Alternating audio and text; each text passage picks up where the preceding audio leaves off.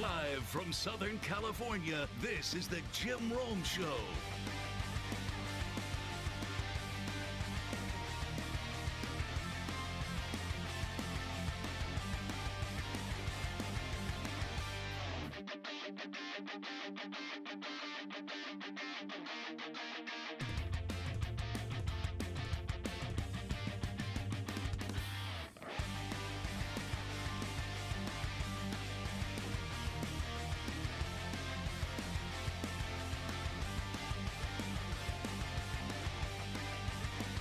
Welcome to the jungle. My name is Jim Rome. Great to have you here.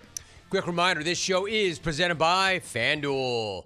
Speaking of FanDuel, the big head, James Kelly, will be by at the top of hour number 2 for our FanDuel Predict segment. We do that every single week. So what you want to do is grab that app and get yourself in there so you know exactly what we're talking about and you can get down. Have some action. Thursday edition is going to be a great show. I've got so much content to get to.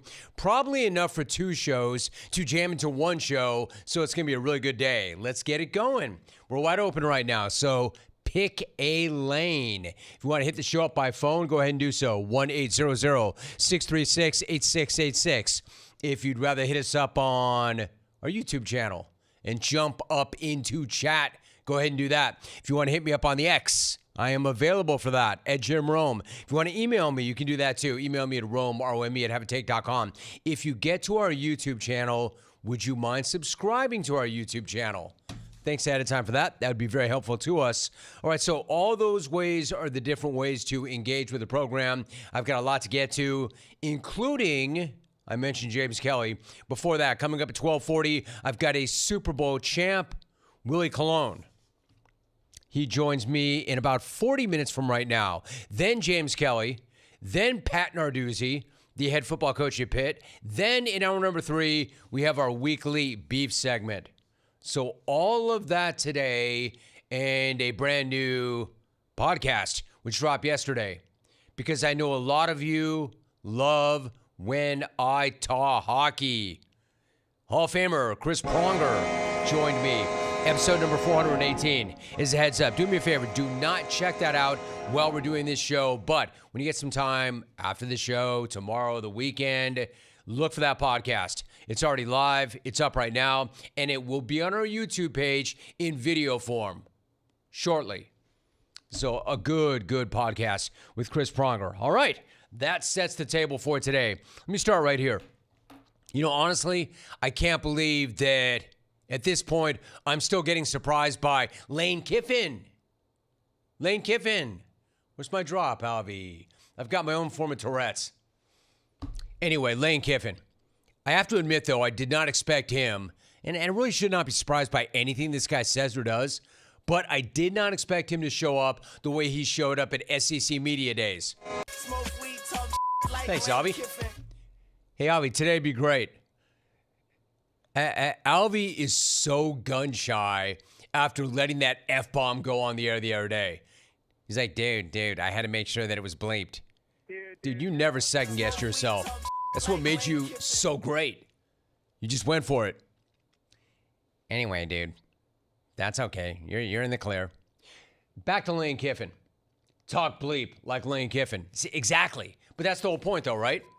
I did not expect him to show up the way. See, that guy has a drop like that for a reason. Lyrically. That drop like that for a reason because he was that guy. So I did not expect him to show up the way he showed up at SEC Media Days. He was the big headliner of SEC Media Days. And I can give him this much. At least he did not go up there with some goofy ass jug band like his predecessor did. Welcome to the jungle. Anyway, I just did not expect Lane to show up today specifically as a vocal anti-social media activist. Yes, I did notice that he was posting a whole lot less. But, I just figured it was because he was busy, getting settled into that gigantic high pressure, high stress, high expectation job that he just took on. I also simply figured that he was laying low for a while because the heat was pretty damn hot on this guy on social media for the past 6 months. Turns out, Lane's social media break was actually by design, at least if you believe him, which I'm not sure that I do, really about anything. He is still Lane Kiffin. However, his story is his son Knox challenged him to take a break from all of the doom scrolling, and that it has actually turned out to be a life-changing development for Lane himself. He just said, I bet you can't do it. So I said, yeah, I can watch. And so I just got off of everything. Got off of it. Don't even have the apps. So it's not even like I read it either. And it wasn't a plan for very long. I just wanted to show him I could do it. And it's been really interesting. I think as I look back over my life and my journey, that a lot of great things have come when I've subtracted things out of my life, when I've eliminated them.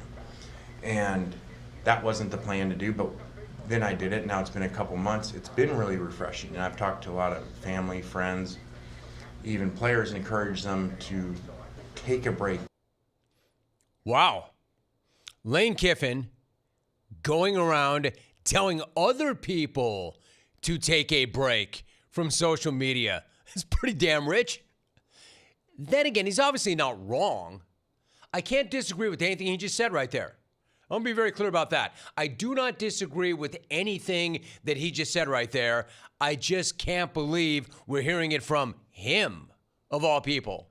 10 seconds ago, nobody in college sports was using social media more effectively than Lane. I mean, dude, he pretty much rehabbed his entire image on social media. Dude even had me believing he was a changed man. Dude even had the entire world believing that some dog was his dog when it wasn't even his dog, and all because of the power of social media. So I guess you could say that Lane, in a way, is actually the perfect person to warn us about the power and influence of social media, considering he knows that about as well as anybody. Now, do I believe that he really deleted all of his social apps and that he's not even hovering or keeping tabs on what's being said, even if he's not posting? I mean, maybe actually, because we've heard this rap from Lane before, right? Not with social media, but with grub and booze and toxic relationships. Those were other things that he swore off and cut out of his life that he says led to him being a better football coach and a better and healthier person, AKA no longer a fat. So now apparently you can add to that list social media. Add that to the list of vices that Lane has, quote, subtracted that's made for a better life. I mean, good for him. Good for him, I guess, but bad for the rest of us. His life might be better with him being off of social media, but I have to ask, what about our lives? Like my life. My life was much better when Lane was on X, trolling fools, talking smack, eviscerating pond scum, and posting pics from hot yoga. Oh, and acting like he had a dog. Team content was in such better shape back then. Instead of whatever this nice radio is from Lane right about now. And he's not the only one either, by the way. Did you all check out his former assistant, Pete Golding's act yesterday? You know, the guy who got Lane's job at Ole Miss. He actually really impressed people with the way he came off. I was impressed with him as well. However, Golding also surprised people by declaring that he and Lane are all good. Never mind all the drama and all the hysterics of the entire piecing out on the team during the playoff thing after trying to stay and coach both Ole Miss and LSU at the same time. Do you remember that? And the threat of him poaching players and coaches. Do you remember that? And remember how pissed Golding seemed to be over all that. Do you remember that? Yet neither apparently does Golding, because Golding says he has no ill will. It actually goes even deeper than that. Check this out, again, from yesterday. I probably shouldn't say this, but I don't care. All right, like I told an Ole Miss group the other day at 21, I said, all right, in 2021, if you said you could look in 2025 and you're about to be 11-1 and go to the playoff, would you take it if your coach was leaving? They're like, hell yeah. I was like, you would. Everybody won from it. It's okay, Keith. Like, you made a great hire. You did a great job.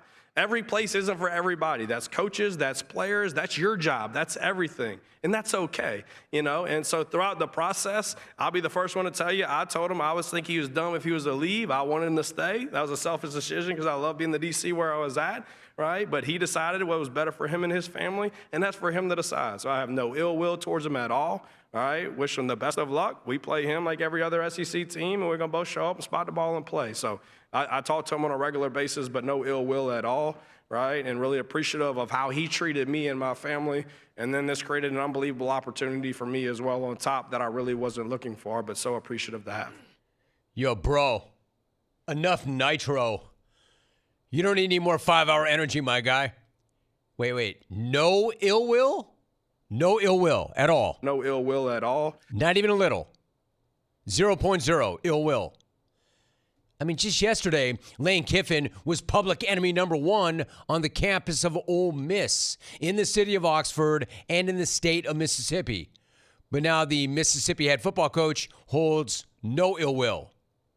Dude was basically up there full on defending Lane like, what's your problem? What's the problem here? Everybody won from Lane's time here. Y'all would have signed up for it. You know you would, right? It's okay. In fact, it's great. It's never been better. What is the big deal? What's with all the hate? I don't know, dude. Maybe too soon. Normally we say that about telling jokes after something really horrible happens. This time it seems like the opposite. It still feels a little too soon for everything to be fine, for everything to be all good, for 0.0 ill will. I mean, how about this? I'm just a dude sitting here in California. Hey, Oxford. Hey, Ole Miss fan, you tell me. I want to hear from Oxford. And not Rhodes Scholar Oxford. No offense, Ole Miss fan. No, I want to hear from Ole Miss fan. You tell me. Is it all good? Is there no ill will? Is all forgiven and forgotten? You tell me. It just seems to me from where I'm sitting, that wound is still open. That wound has to be way too open for all of this nice radio. Nice radio. Look, I'm not even saying these two need to let the hands go, hate each other, fight each other, be mortal enemies. But I am saying this. The SEC would be a hell of a lot more entertaining if they were. And I wasn't exactly expecting Golding to show up yesterday and be like, no ill will at all. In fact, like, I'm living in Lane's house. In fact, I moved in the day after my best friend moved out. And by the way, that's all true. Golding is living in Lane's house, and he did move in the day after Lane left. Like, bro, again, too soon? They were going to burn that house. Is that the only reason why they didn't burn that house to the ground? Because you moved into it? Like, bro, are you wearing his slippers and his robe? Are you still taking that same fake dog for a walk? WALK? Better have one of those little real blue bags. Bro, you're not sleeping in his bed. Hey, at this point, I'm so desperate for football. Not football, but football. That I'm just happy that we're getting closer to football. I just don't really appreciate all this nice radio that went down at SEC Media Days. Because if I rolled out here every single day and I did that as this show, y'all wouldn't like it. You wouldn't. So good for Lane that he's happier. Good for Lane that he's more productive without social media. Good for Pete that he's harboring no grudges and he's living his best life in Lane's house in Oxford. Good for them. Good for them. But what about us? The SEC already, wait for it, is already looking up at the Big Ten. And it's way better when these dudes are at each other's throats, not when they're all trying to play nice radio. Nice. I'm just saying, I like my SEC to come with a little bit of smack. Is that too much to ask? Smack like, I don't know, my dude Ryan Silverfield. Who knew? Of all the guys to bring a little bit of heat. The new coach at Arkansas. Check out what he was dropping. Check him checking his doubters and haters. Keep doubting me. What'd you say my record was against the coaches in this conference? 5-1, Coach. Okay, thanks. Yeah, that's great. I won't throw the podium at you, so I appreciate that. Damn, dude. The guy that I thought was the last guy that would have to bring the heat and the smoke might be the new top dog. He's got to win, but at least he's got a little bit of a rap, right? That's what I'm talking about. Even got a little jab in on John Sumrall from his comments yesterday. And Silverfield wasn't even done. He also had this answer to people who were coming at him for his lack of aura. If it's about fashion and all that stuff, certainly have no aura. But if it's about having a presence about yourself, those that are around me know that at least I'm a genuine, real dude. And I think you talk to our players, they get a presence around me, they get it. And if aura means being cool, doing all those things, well, listen, I got a hot wife for a reason, right? I mean, I can get down, I can recite, Notorious B.I.G. lyrics, I can recite, whatever you want me to do, let's go. But I've got enough aura, enough to find ways to win football games, and that's all that matters. All right, brah. I see you. Have some. Take that for aura. Coach is like, aura? Why don't you go ask my hot wife about my aura? I can get down now. I can get down any way you want me to get down. In fact, I can get down any way I want to get down.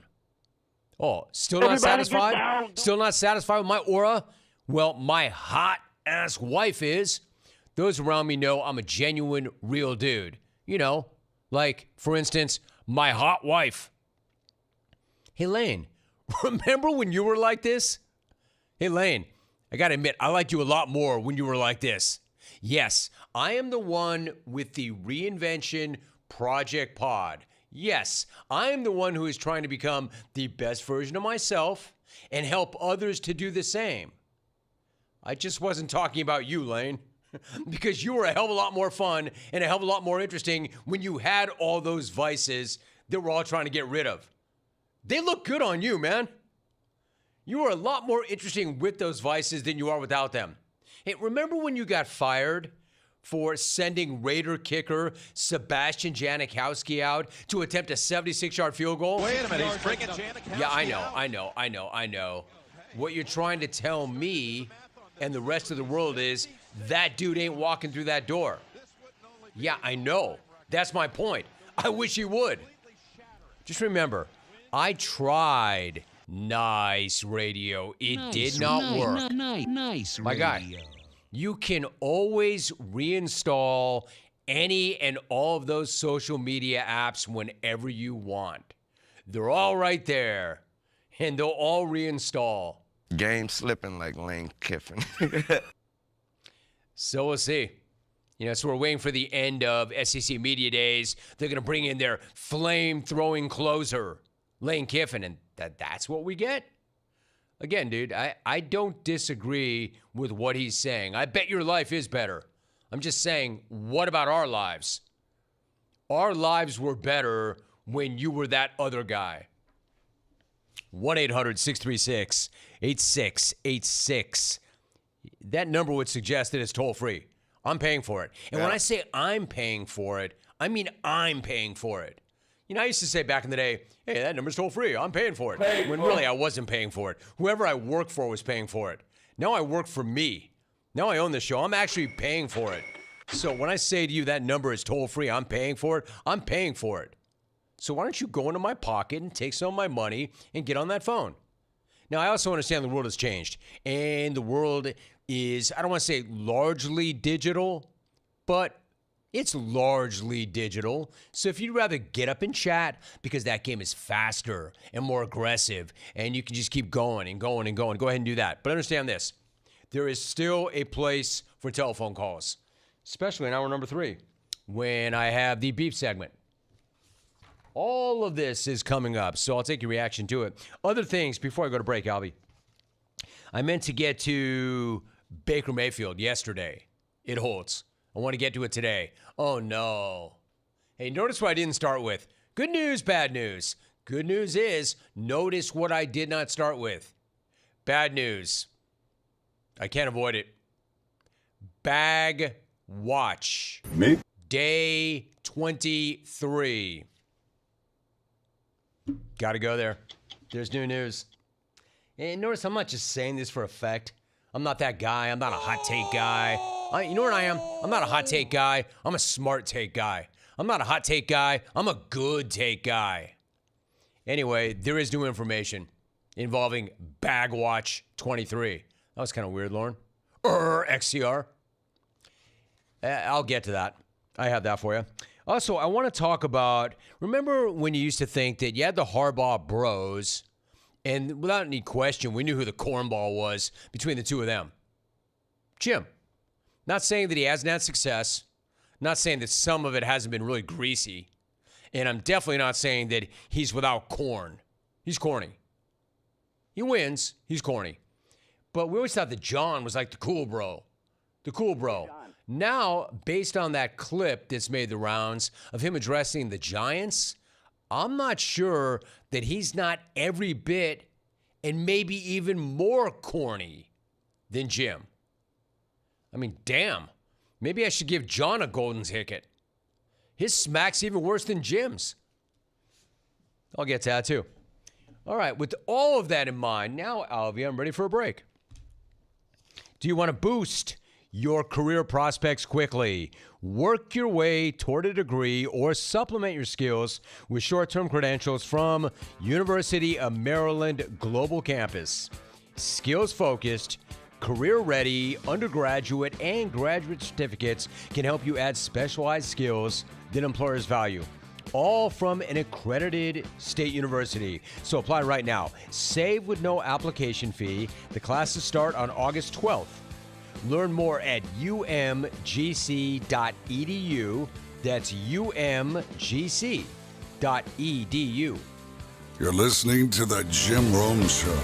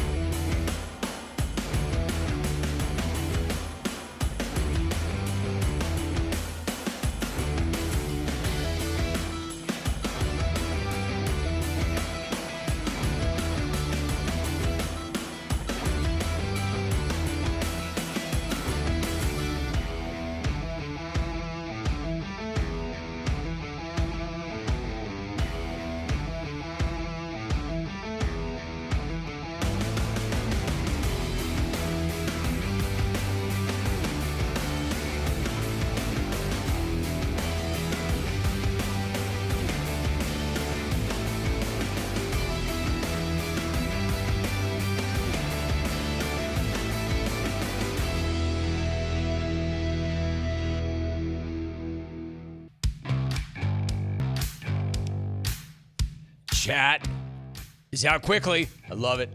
I love it. I think I might like the chat portion of the program as much as you do. It's just different. It's a different breed, different animal. The content on some level, no offense, X. On some level, it's just better. It's faster. It's quicker. It's more aggressive. It's fun. Try it. Try it. Watch the show on YouTube. Tell somebody you know that we are airing on YouTube. Or if you want to watch it on any of our other 8 platforms, you can do that too. I just want to make you very aware that we're on YouTube and that we started this about maybe a month ago, maybe 5 weeks ago, and then I took 2 weeks off. But we have been airing the show live on YouTube, and in my estimation, if you're going to watch the show on the internet, it is far and away the best way, the easiest way, and the best way to watch the show on the internet. Go to our YouTube channel, which we've had, but we have never aired the show. We have never streamed the show live until just recently. So check that out. And if you don't mind, can you hit the sub button? I'll get your chat reaction in momentarily. Quick reminder, when you speed while driving, you have less time to react to whatever comes across your path.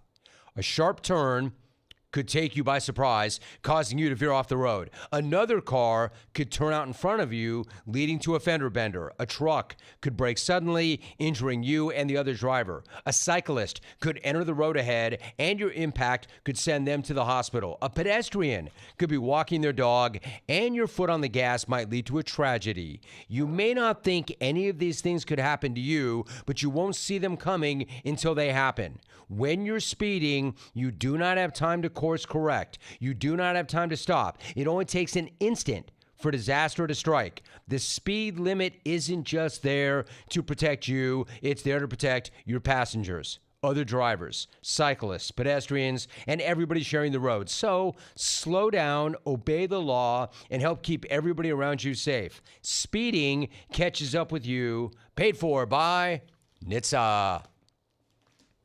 All right, so speaking in the chat really quickly, and this is funny, at SP11282, quote, listening to Lane now is like hearing your favorite rock band after they get off the drugs. I love that. RSP965, bro. This show has needed a chat for the clones since the 1990s. Yeah, sorry about that, bro. Sorry I've not done enough for you since the 1990s. Sorry this show has not done enough for you. Was there a chat in the 1990s? Smack chat. Smack chat. You had your chat. Smack chat. That was in the 90s.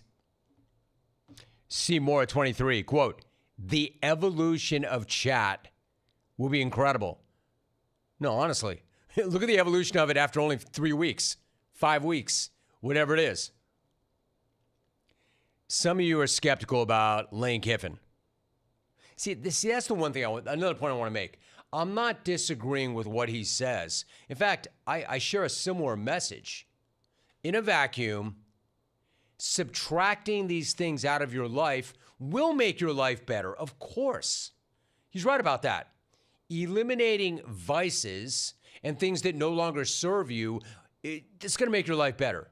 I just wish he didn't do it because I liked him better the other way. His life might be better, but my question is, what about our lives?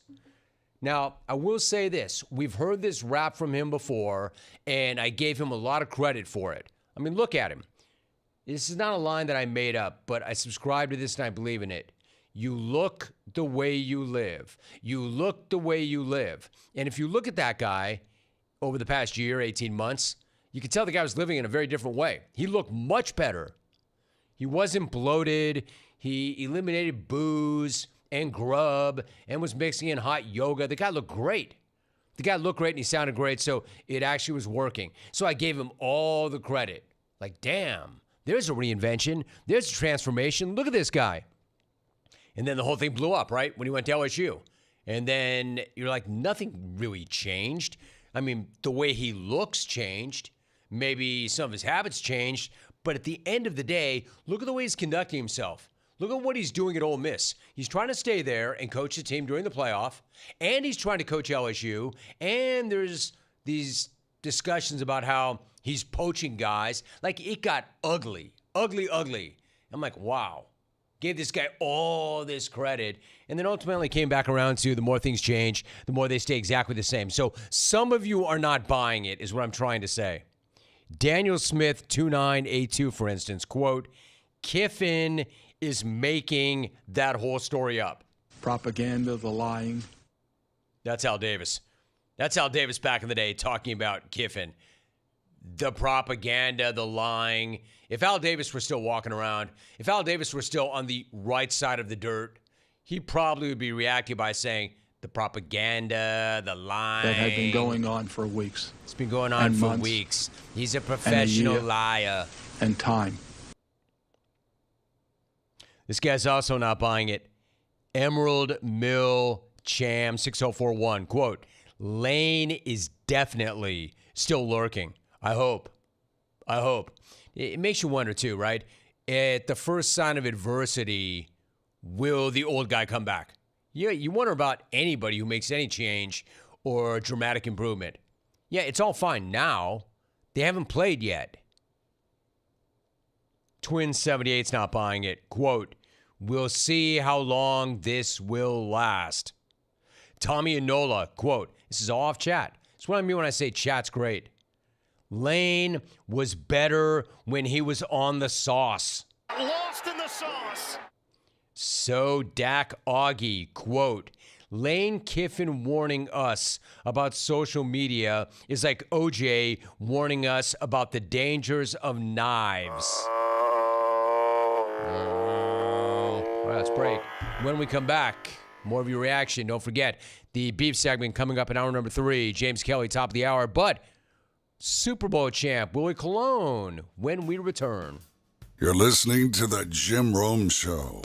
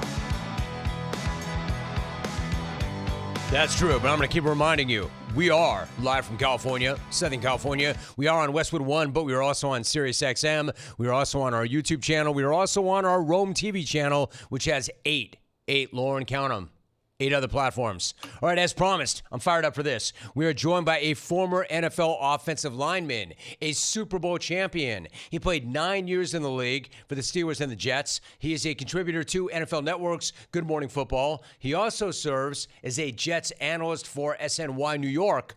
I'm talking about Willie Colon. Willie, it is awesome to have you on the show. How you doing, big dude? What's going on? All is well, brother. Thanks for happening. Hopefully you're having a great summer just like me. Yeah, I'm having a great summer. How about you, man? Tell me about your summer. What have you gotten into?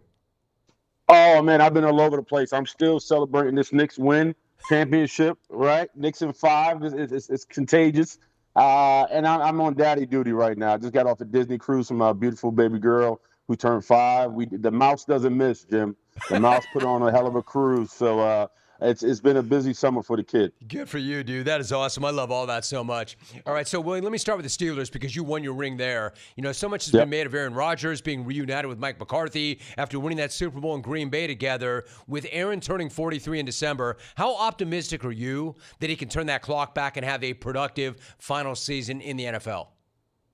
Well, I think Aaron's going to be fine. I think you have to look at it from a collective standpoint. The offense is going through construction, and it starts with the offensive line. That right side of the offensive line, led by Troy Fautano, Mason McCormick, they're moving those guys to the left side of the offensive line, and they have a competition going on at right guard. So that could be filled by Spencer Anderson or Brock Huffman, and they'll put Dylan Cook at right tackle. This collectively might be the most talented group this year the Steelers have had in a long time, maybe since when Todd Haley was the OC there, or when BA was there, Bruce Arians, who was my OC as well. This is a talented group. But one thing about offense, it takes a little while. Like if you go back to last year under Arthur Smith, they kind of trotted out of the stables a little bit, but it was sluggish, and then they kind of got their wheels and got going. I expect the same thing with this offense. And right now, last year, they finished ranked 15th in the league. This year, the question is, can it become more explosive consistently and get up to like 12th or 13th, 13th or 12th rather?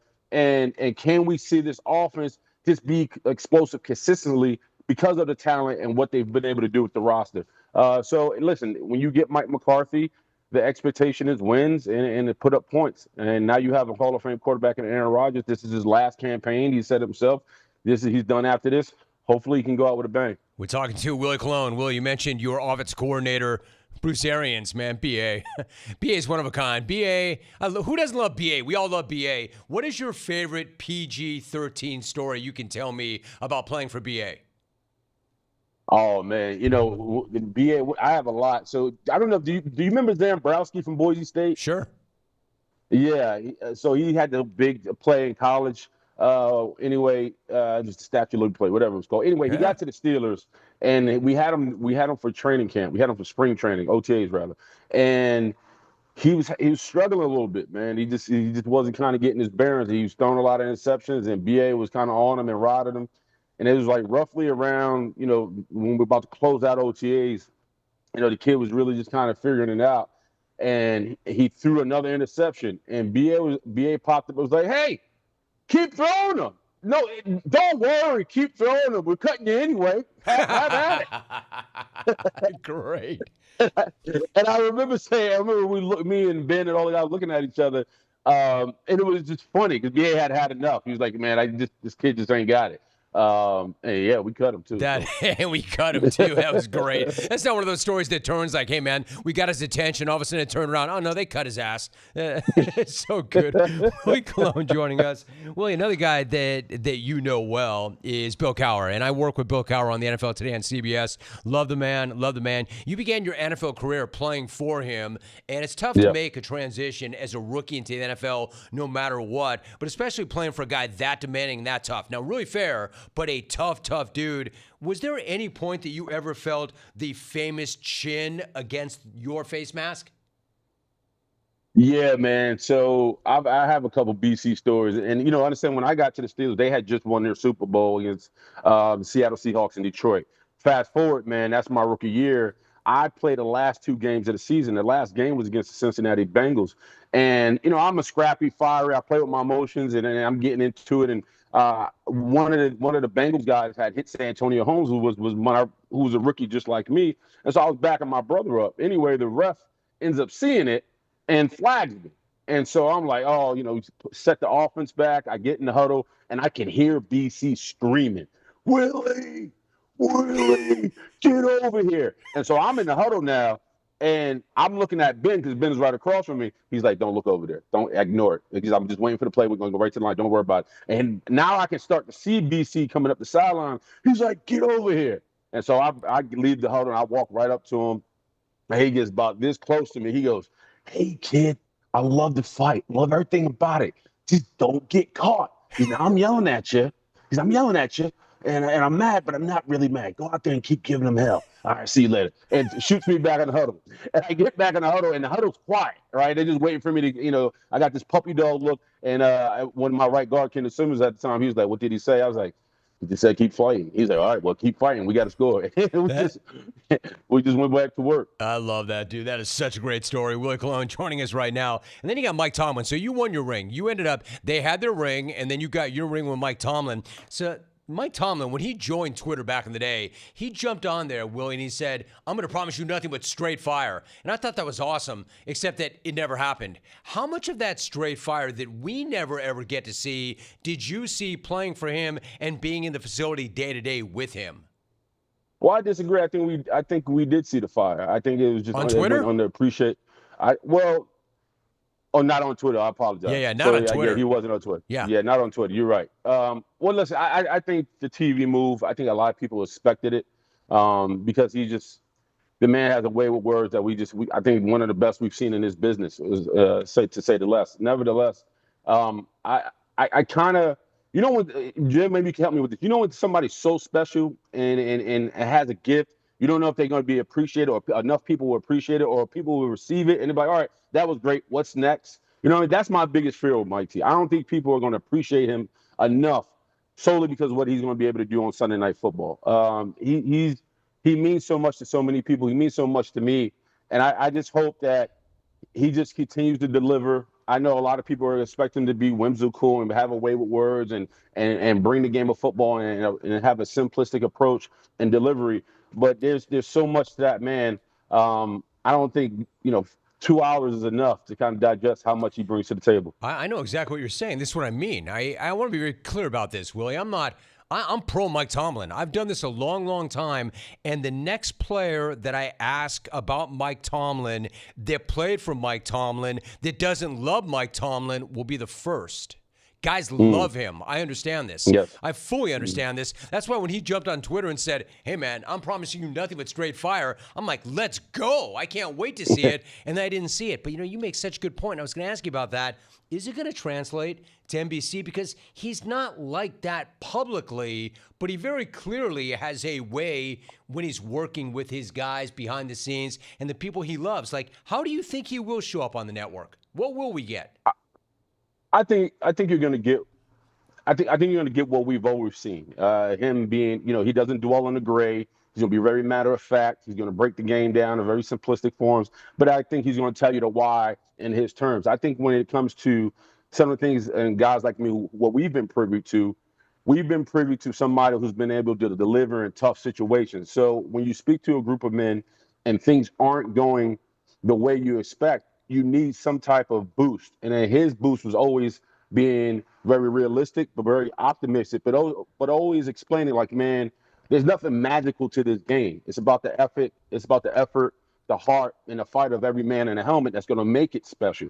And I think his very realistic but direct approach to explain the game and bring it to America is going to be interesting because it's different when you're sitting in a room and full of men that you're familiar with, right? Now you're in front of a camera, you're on the sideline, and you just have to, you got to give a 30, 20-second take, and you got to be on point and get out of there.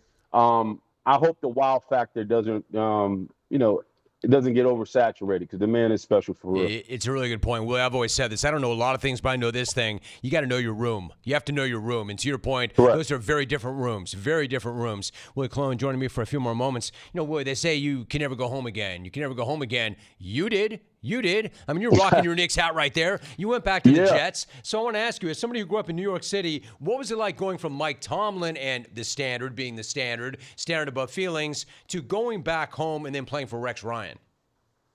Well, Rex was the reason I went to the Jets. You know, I was only a free agent probably for like 20 minutes. And when the Steelers gave me my walking papers, the next phone call, well, relative, you know, serious phone call was Rex Ryan. And he's like, man, kid, he's like, I know who you are. You know, coached against you. I know what you're about. We need a guy like you in this locker room. I was a fan of Nick Mango and God rest his soul, Nick Mango and Brickshaw Ferguson. And you understand that locker room had just got depleted. They had a lot of key veteran guys had left. Bart Scott, Jonathan Taylor, you know, Damian Thomas. So that Darrell Reeves was now a Buccaneer at the time. So my offer, what I had to offer was just be a battle tested vet who was gritty and tough. On top of, you know, I was on familiar land. I'm home. Considering I went to Hofstra where the Jets were where they trained and where they practiced for so long. So I was very familiar with the Jets and what they were about. Playing for Rex was awesome because he was not only fiery, but he was blind loyal, man. You know, if he called you his, he meant it. And first time I met him, he's like, hey man, we need you. We need your fight. We need your grit. To show up and go to work, and that's what he allowed me to do. I felt bad, Rex. I felt because I know for a fact if he could, man, he would be the Jets head coach right now. He was as loyal as it got, and things just then we couldn't win enough for him to keep his job. Hey, I'm gonna let you go, but one final thought. You know what's interesting? You said about him being loyal. I've done this long enough that I used to interview guys who played for his dad, Buddy, and I had never seen any group of NFL players, Willie, that were more loyal to a single coach than Buddy Ryan. And to this day, I'm not sure I've ever seen anything. Guys were so loyal, man. They loved him. They would do anything emotionally for Buddy. Loyal too.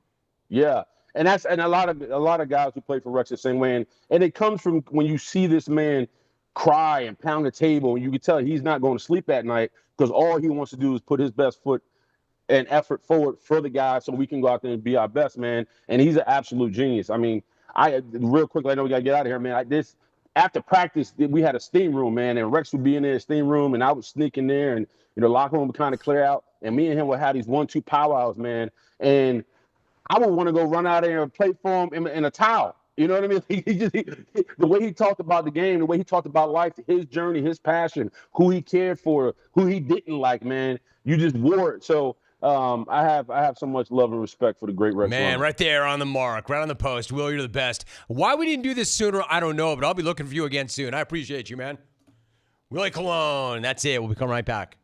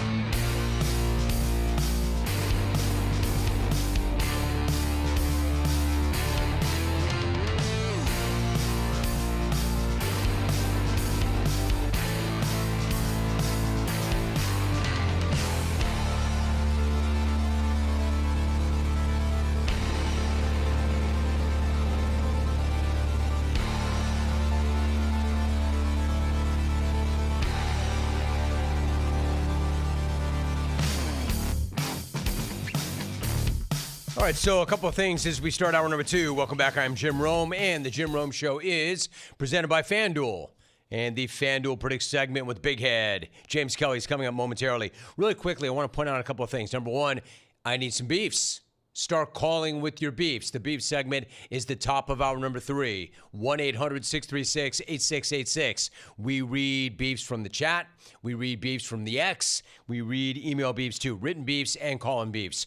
Pat Narduzzi is coming up at 20 past. One more thing I want to point out. Have you noticed that in the last several weeks, we've had some new voices, new guests? We've reconnected with some old guests. It's been great. And it's been by design. And it's been a lot of fun.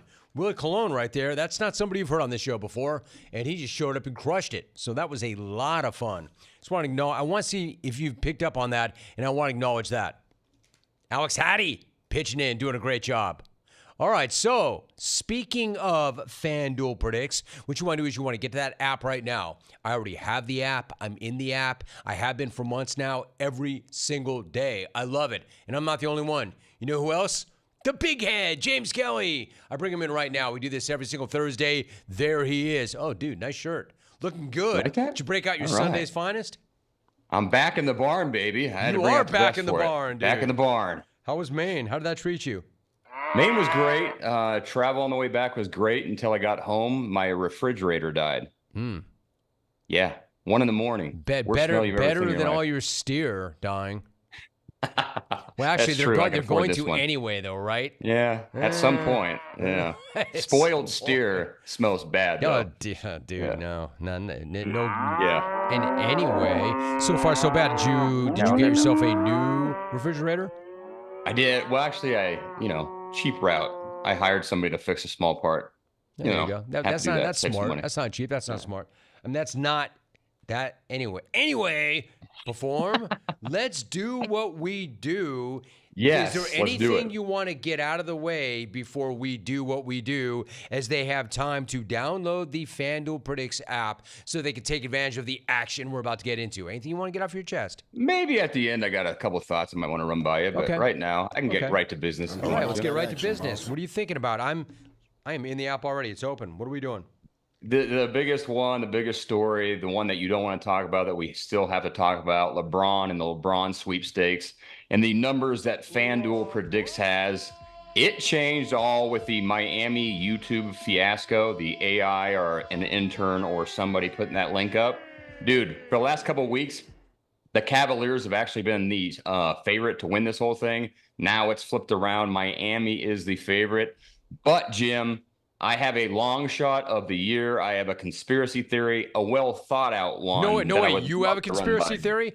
One of the ultimate tinfoilers. There's not a big enough tinfoil hat to go on your gigantic dome, but I can't wait for this one. No way. James Kelly has a conspiracy theory.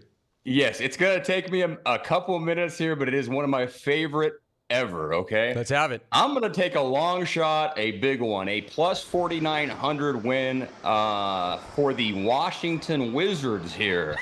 It is funny. I know. I already know where you're going with it. Yes. One, the offense could run through him. He won't be option 3. AD, his BFF, close to elite if he's healthy. Hard ask, we know that, but maybe for a season he could do that.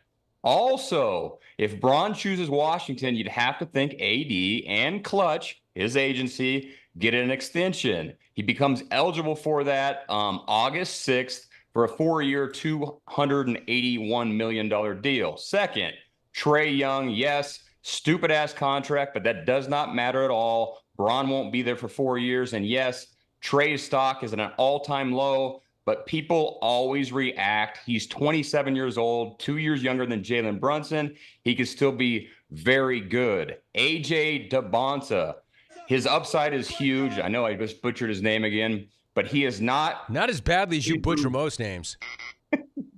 He is not Andrew Wiggins of 2014, where Bron had him shipped out to Cleveland for Kevin Love. Remember, a lot of scouts had AJ ahead of Cooper Flagg had they stayed in the same draft class. He could be really, really good quickly. Alex Sarr, he's a 5 dude who can protect the rim and shoot the 3. He's also 21 years old. He'd allow AD to play the 4, and he and AD could make up for Trae and Bron's D. There's more depth. You need it in the NBA now more than ever. Washington actually has depth. I know it's funny, but they do. DeAndre Ayton, Keyshawn George, Koulibaly, he can guard it too. More depth. Trey Johnson, he was a 6th pick in the 2025 draft. He could be really good. Angels, bro. Julian Reese averaged 10 rebounds a game. He can make a layup, unlike Angel. Will Riley, young, nice. Chris Middleton, another dude with championship leader experience. More. LeBron's legacy argument. I don't need any more, dude. How far are you going to go with this? I got a lot. I thought about this. That's what I'm saying. LeBron's legacy argument, taking a 17-win Wizards team to the playoffs. Remember, MJ came down from upstairs after a 19-win season and didn't make the playoffs in either of his 2 seasons. Also, those were MJ's 38 and 39-year-old seasons. These would be 42 and 43-year-old seasons for LeBron. LeBron's agency, Clutch. AJ don't have an agent. He could keep Clutch strong for another 15 years. Wow, bro. Also, you are deep on this. You have put some time and thought into this, man. I am deep. We're not making the coach, Brian Keefe. He was actually in LA for a season with LeBron. And finally, LeBron can control a situation one last time. This decision is about happiness, reportedly. Finally. And what makes Team LeBron happy? Control. I just don't see the other teams reported outside of Philly being able to win it all if he goes there. And Jaylen Brown did bag his son fairly, but Petty Braun ain't going there. So I'm going to go with the Wizards plus 4,900 to get the LeBron Freaking James. bravo, dude. Freaking bravo. Some of your best work ever. I'm not even kidding, Head. Some of your best work ever. Let me tell you something. I'm not saying that I think that's going to happen. I'm going to say, though, that is the best argument I've ever heard for a bet that is plus 4,900. Plus 4,900. And I squared it up. I absolutely would hit that. I absolutely would hit that. I'm not saying I expect that, but you make a really compelling case for something that's 4,900. 4,900. And, dude, if you line it up, you break it down. I know the Golden State situation is fantastic for a lot of people. Yes, Steph Curry is better than Trae Young. But if you put it side by side, it's very equal. And the Debanza upside in a year and 2 years, which I expect probably LeBron to play, dude, Washington's not far-fetched. It's really not that far-fetched. Right. And this nonsense, and I'm not saying that the guy who reported it, KOC, is nonsense because he's not, but if you believe this nonsense that one of the things holding up LeBron is he's waiting for AD and or Kyrie, and Washington's not giving up AD, well, then you got to go join AD, right? If you can't bring AD to where you want to go. So why not go there? And there's all these other pieces. And then AD gets his extension. Everybody gets happy with the whole thing. Again, that doesn't matter to him. Clutch goes on that. And then Washington does have 2 or 3 extra pieces that won't hurt him. They could trade that out for some other guys to make this thing work. And if they do something great there, it's legacy enhancing and not just happiness. And it's directly against MJ 3 years later with the Wizards team, 2 less wins. Dude, make the playoffs. They could probably win a playoff round or 2. The other teams aren't going to go win a freaking championship. So I don't know. I'm just throwing that one out there. Dude, you spent a lot of this segment on that, but that was really one of your best picks, one of your most interesting picks, and I would hit that for sure. All right, how about some baseball? We need some baseball. Yeah. Do you have any baseball? We do. We got 2 games today. Actually, a fun one here. And lucky you, a gaucho is on the mound. Cardinals pitcher Michael McCreevy. Dude, Sam Clemente school, right? Went to be a gaucho. This is what's so crazy about him. His the second best pitcher on the Cardinals right now, McCreevy is actually the best pitcher on the Cardinals. Probably the second one is Andrew Palenti, I know I butchered that name. They played together in freaking high school, dude. Wow. That is how I know. It's incredible. But anyways, McCreevy, he's on the mound tonight. He's a stud. He's their best pitcher. 2.92 ERA, a 1.89 ERA at home. For the Diamondbacks, Brandon Pfaadt is pitching on the season, not elite. But his last 4 starts, he has pitched well, not allowing more than 2 runs in any. He's also been slightly better away. Both teams ranked 18th and 19th in batting average. If Pfaadt can continue to limit his free passes, i.e. no walks in his last 3 starts, I'm loving the under 7.5 runs here. Let me see. Got one more for you too. Hit me right now. Okay. I'm hitting this. I'm hitting the win myself, but go ahead. Okay. Royals at Tigers. I'm going under here again, too. 8.5 runs. Casey has struggled on the season, but they have won their last 3. The great Randy Dobnak is pitching. Most people don't know him, but last 3 starts, 1.93 ERA. They won't have Bobby Witt Jr. in the lineups. Detroit's Troy Melton, 1.80 ERA. He's given up 1 run in 3 July starts. We're going under here again at 8.5 runs. Dude, so 2 baseball I should games. know it, but really quickly, who is starting for Detroit? Detroit, Troy Melton. Okay. Yeah.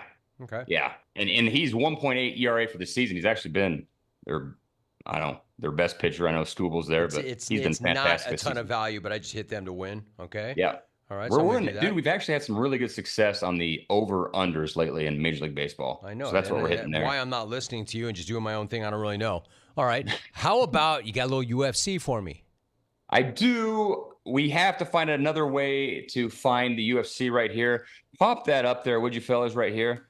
These are big values right now. I think the guys got one for me. Maybe they don't got for me. There's a heavy. Oh, well, actually, we're going to sidestep here. We're going to talk Ryan Garcia. We're not going to do the UFC bet. Have you heard about this story for Ryan Garcia? Which one? Dude. Well, not the fight with Conor Benn at the press conference, but the interview where he said Devin Haney pooped his pants with Ariel. Have you seen that yet? Have not. They can't take the now. Your son was almost face down, ass up. Your son on himself. Think about this. His son on himself in the ring.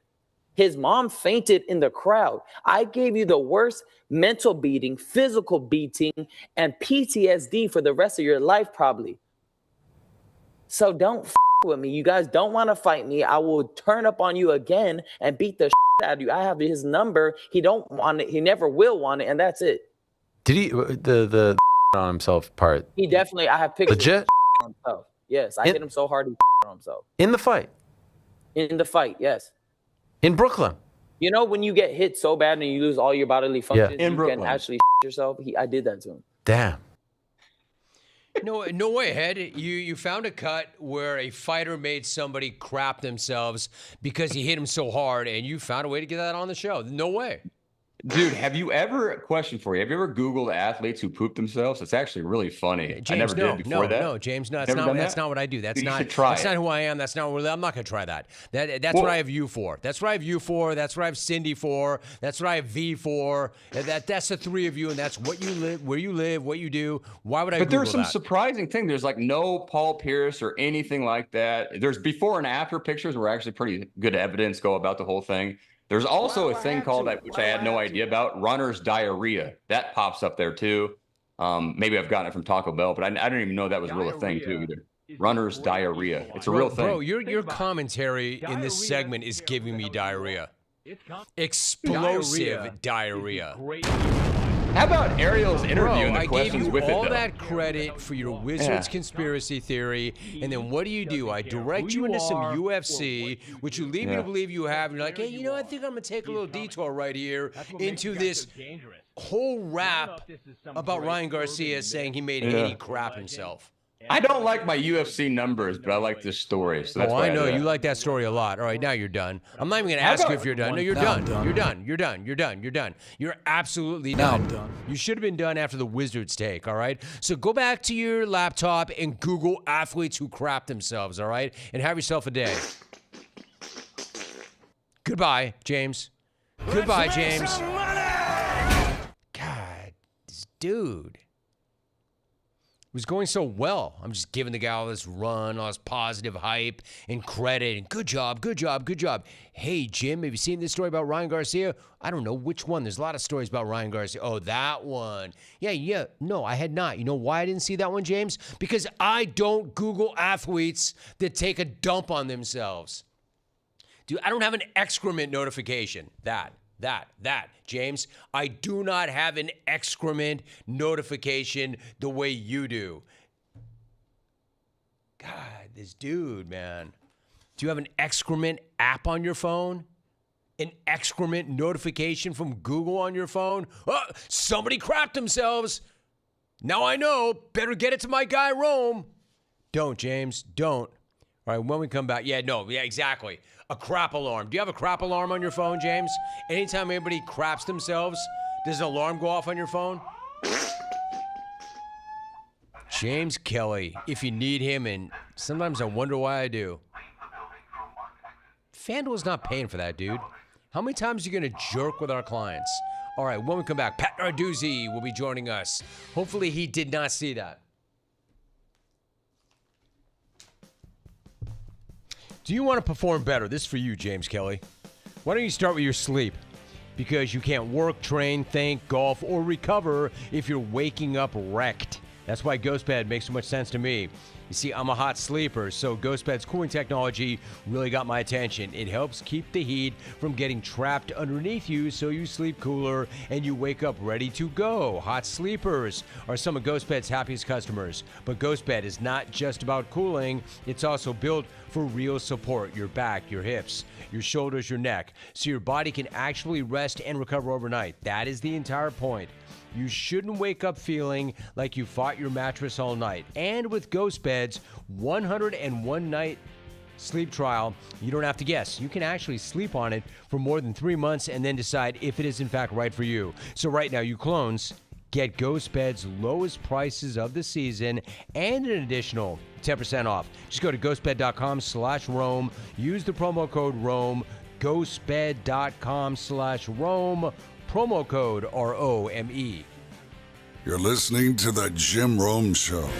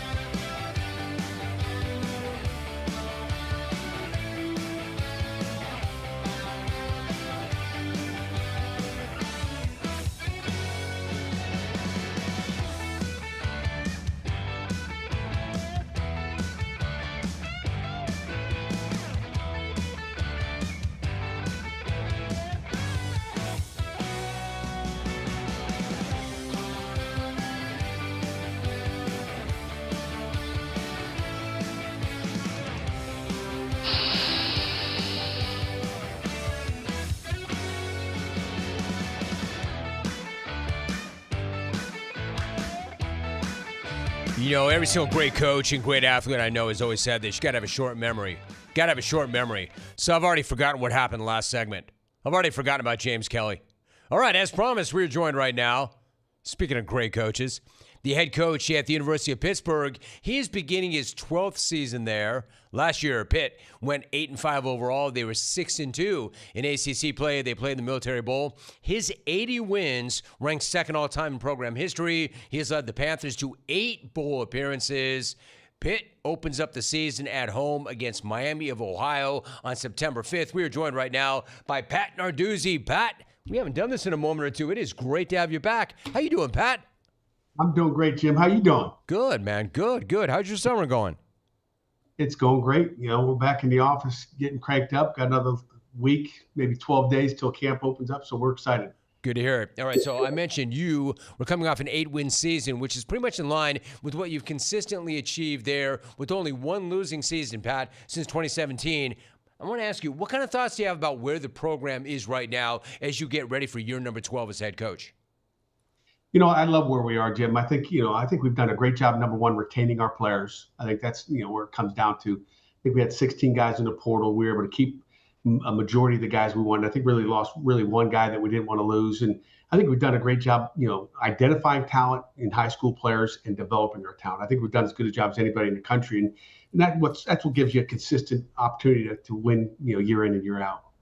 Hey, Pat, I have a question to follow up to that. Retaining your players, is that your top priority? It's a priority. Is it your top priority, and can you still be a developmental program given the landscape and the way it is right now?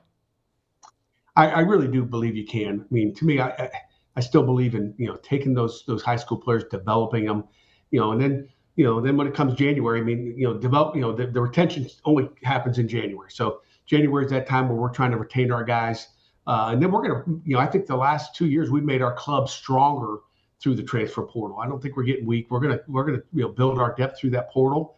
We're going to get rid of the weak links, and because that portal goes two ways. I mean, it's retention, and it's really letting loose some guys that maybe aren't helping you win and getting guys that can further help you win football games. Let's see, when you talk about getting rid of a weak link, what kind of a player are you looking for? For those who don't know, and I know, those who do know, but exactly what are you looking for in a football player, in a Pittsburgh Panther? Yeah, Jim, I mean, we're in Pittsburgh, Steel City, tough city. We're looking, number one, it's a tough game. You better be tough. I think you win still with toughness. We practice tough. I've talked to a couple head coaches in the offseason talking about how we don't tackle in spring ball. I'm like, what? Like, we're still developing these guys. I think you can develop. I think, it comes down to toughness. I think that's why we play great defense. I think that's why we play great offense and special teams. I think, Mike Prefer's done a great job with the special teams. So, I'm impressed with what we've done. And I think that's what it comes down to. Pat, is that why, when you look at your background, you've coached in the Midwest, you've been on the East, but given where you're from and how you came up in Western PA, do you feel like you and Pitt are about as close a perfect fit as there can be because of that? I do believe that. When I chose to come to Pitt in 2015, I thought it was a perfect fit. I'm from right up the road, in about an hour and 15 minutes in Youngstown, Ohio. So I'm kind of in the backyard, the little steel city of Youngstown, Ohio, to the big steel city of Pittsburgh. So I certainly think there's a fit. And, when I took a head job, I said it's going to be a place where I want to stay and finish out my career if I have the chance to do that. But the only way you have the chance as a head coach is you win. And I knew winning 9 national championships here, we'd have that chance. And again, in my years here, we've been to the championship game twice and won it in 21 and expect to have another one here real soon. Pat Narduzzi is joining us right now. So, Pat, we're talking about player movement. It's obviously a really benefit to have a starting quarterback who came back, and you've got one in Mason Heinzel. He took over in week 5 last year as a true freshman, played really well. Let me ask you about him. How much does his arm strength and his ability to throw the deep ball pretty consistently separate him from some of the quarterbacks you've had? I think what really separates him, Jim, is his leadership skills and his confidence. I mean, I think, and really his work ethic. I mean, I think he works his tail off. And we've had, guys with strong arms and all that, but he's just got a great confidence. He's got a work ethic. He's gonna work like a coach. And I think that's what gives him the chance to be the best he can be and gives us a chance to win football games this year. The coaching staff couldn't have more confidence in who Mason is, not only as a leader, a worker, and a football player. And remember, he took over midseason as a freshman last year. He's not the only freshman, Pat, who had an instant impact last year on the offense. Jakirian Turner ran for nearly 800 yards and 7 touchdowns. How is his summer gone? And then how much more will you ask of him in his second year with you? He was a backup for us a year ago, and he took over with an injured Desmond Reed, who was an All-American, a great player. Didn't play as much as we wanted to. So Jakirian, or his nickname Boosie, Boosie took over and did an unbelievable job. He's about, I want to say he was about 175. He's about 195 right now. So he's put on about 20 pounds. He's stronger. He's faster, and he's a heck of a lot more knowledgeable than he was as a true freshman last year. I like it. So, you talked at ACC Media Days about how Miami was coming for Mason. I'll go back to him for a minute. And they were doing so before they got Darian Mensah to transfer from Duke. I talked to Manny Diaz last Friday. Manny Diaz said on this show that he did not see any other viable options other than the federal government getting involved to add the guardrails to college sports. I know, Pat, you have takes. Where do you come out on that? What would you like to see? Well, we obviously got to take care of the tampering. I mean, the tampering can't happen, and I think it comes down to the head coach. I mean, we talk about the head coach and having control over your program and knowing everything that's happening. And I'm sure it probably wasn't the 10 full-time assistants and the head coach doing it, but institutional control and control of your football program is a head coach's job, and you can lose your job if you don't know exactly what's happening on. So we can't ignore it. I mean. It's happening out there. It's bad. I think shortening the transfer portal window from 15 to 10 days, which we're praying happens, will prevent some of those last 5 days of, I got blown up. I didn't get this guy, so let's move on to the next guy. And I think Coach Diaz still has his player if it's a 10-day portal window, and you better be very particular. If you're going to tamper, you got to tamper early and get on the right guys. You don't have time. We can't give people time to have 20, 30, an entire season to tamper with guys and try to get who they want. So is that the answer? You need to take care of your own house and be in control of your own program and know exactly what's going on? Or are you looking for some additional help, outside help? We certainly need additional help. I think, the NCAA's got to do something. I mean, there's got to be some additional help, whether, Congress and everybody in the White House can get something done where they can help us. That'd be huge. There's talk of, that SCORE Act about, getting it down to one transfer opportunity. So you only get one. You can't do. I mean, there's so many kids that are 2 and 3, and we've got some good players that are on their third school that I think are going to be outstanding players, and they're going to thrive in our program with our coaches and our and our staff. So I think that'll help a little bit. But there's got to be something where the coaches start to have some integrity and say, listen, we're not doing that. It just can't happen. It's bad for the game of football. And it's not what should be done. It's not college football that I know. I'm old school. Hey, Pat, have you had some conversations with some other coaches that are maybe handling their business in a way that you don't think is really very honorable or very ethical? And have you let them know it? Oh, I've had a few conversations. I won't tell you with who, but I've had a few. I'll start with this one. I won't tell you the other ones because they aren't public. I'll go back to Jordan Addison, who won a Biletnikoff Award here at Pitt and went to USC. I made that one pretty clear. There was a few phone calls made out there to USC, and again, me and Coach are good now. We golf at Pebble Beach every year, but that stuff wasn't right, and that was one of the first big tampering things that went on. Appreciate that, Pat. Appreciate that transparency. Listen, speaking of being somebody who will be transparent, you said last week, you made some news when you said, look, the ACC is actually better than the Big Ten. Or are you going to correct me on that? Because my sense was you said, actually, they are better. Now, you've coached in the Big Ten, so you know about the Big Ten. Is that a fair assessment? Did you kind of intimate that? And for those who missed it, what's the argument for the ACC being better than the Big Ten right now? Yeah, and again, it comes from a defensive perspective, from a skill perspective, Jim. And I've said this for years. I didn't say it my first 2 years. I didn't say it in 2015 season or 16 season. But after 2 years in the ACC, I'm like, as a defense coordinator in the ACC and a defense coordinator in the Big Ten, there's a big difference. And, the quarterbacks, we had some unbelievable defense at Michigan State. And I don't want to say I had an easy job. I had an easier job at Michigan State, tearing up the Big Ten defensively. You guys go back and look at the stats there. But, was I challenged like I could have been or should have been? And I think if I was a defense coordinator for 8 years in the ACC and then moved to the Big Ten, things would have been different as well. I think, just through my years here, and, again, like I said, I was reserved the first couple of years trying to figure it out. what I thought. And again, I can't compare it to the SEC. I can't compare it to any other conference. I can compare it to the Big Ten because I know the Big Ten.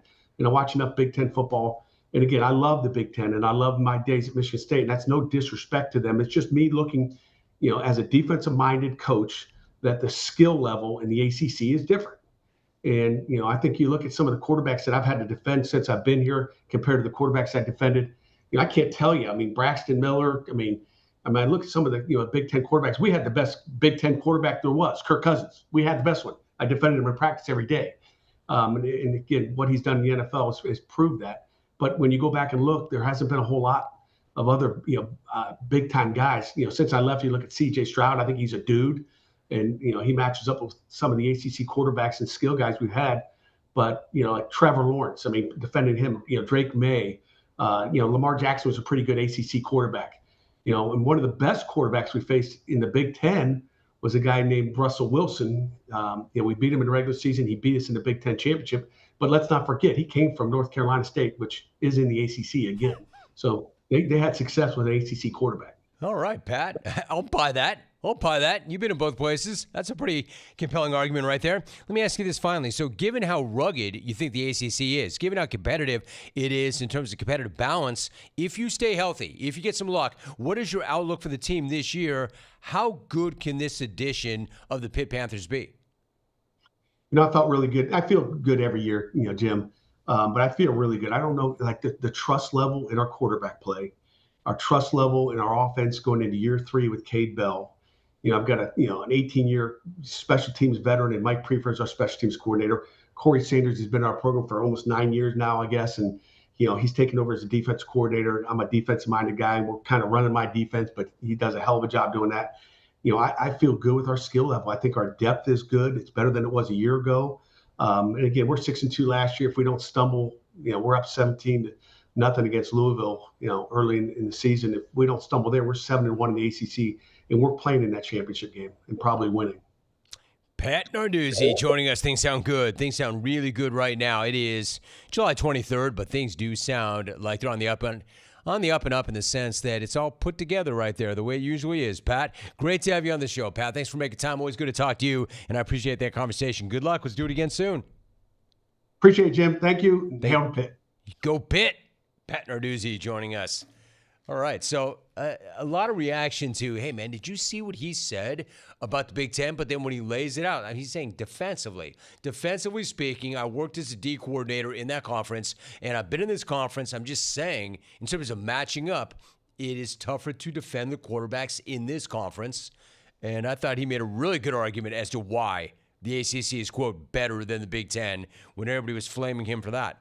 All right, so, and to his point, if they don't let that one get away against Louisville, they're 7-1 in playing for the championship game in the ACC last year. So 8-5, 6-2. They return their quarterback. They return a running back. They do well in the portal, and he has continuity and consistency and a culture, and he's been there now 12 years. All right, when we come back, I want to remind you, top of the hour, the Beefs. Start dialing right now with your Beefs. 1-800-636-8686. Start dialing with your beefs. We're doing that at the top of the hour. You can also write your beefs in. When we come back, I don't want to. I have to. Not like, oh, I don't have to. I need to. Or I don't have to. I want to. No, I have to. Bag Watch Day 23.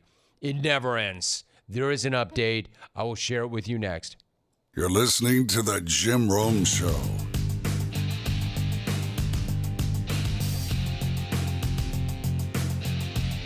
Kirk Morrison. Kirk, my man, it has been a minute. I'd say it's been a minute and a half. It is so good to see you, dude. How you doing?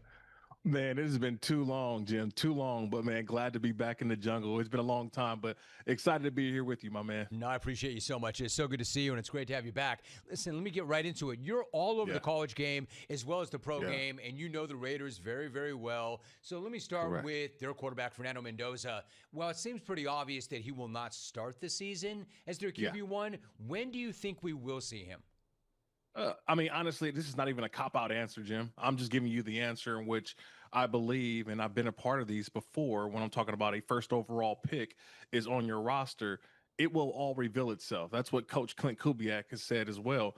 you just can't have a plan and come out and say, well, we hope that he may take over week 1 or maybe week 8 or possibly end of the season. You have no idea. You honestly have to let it all play out.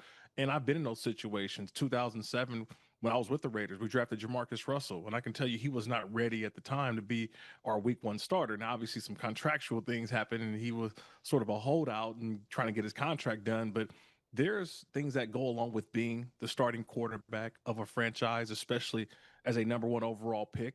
A lot has to happen for Fernando Mendoza in terms of getting up to speed, understanding how to take snaps from center, which he's already doing. But there's a level of experience that comes along with the quarterback position that tells me that he may not be ready right away or week 1, but I feel like there will be a point during the season that he will take over as a starting quarterback. And a lot of it depends on how the Raiders are doing. I mean, Kirk Cousins is no slouch. I know people were saying, well, he's had a down couple last years in Atlanta, but the thing is, I know what I saw from him when he was in Minnesota, and he's, I think right now, currently, as we sit, Jim, he's the guy that I think is best for the job at the moment. But that could all change in the coming weeks. So for the record, I don't think that's a cop-out at all. I think that's a very reasonable response. Kirk Morrison is joining us. Kirk, so one more thing about Fernando. There's so much to like about the guy and his makeup. But let me ask you this. When you look at him and you look at the tape, does he have that one superpower or that one generational trait that would put him on track to become an NFL star? Do you see any of that? Yeah, his leadership. And this goes all the way back to his days at Cal.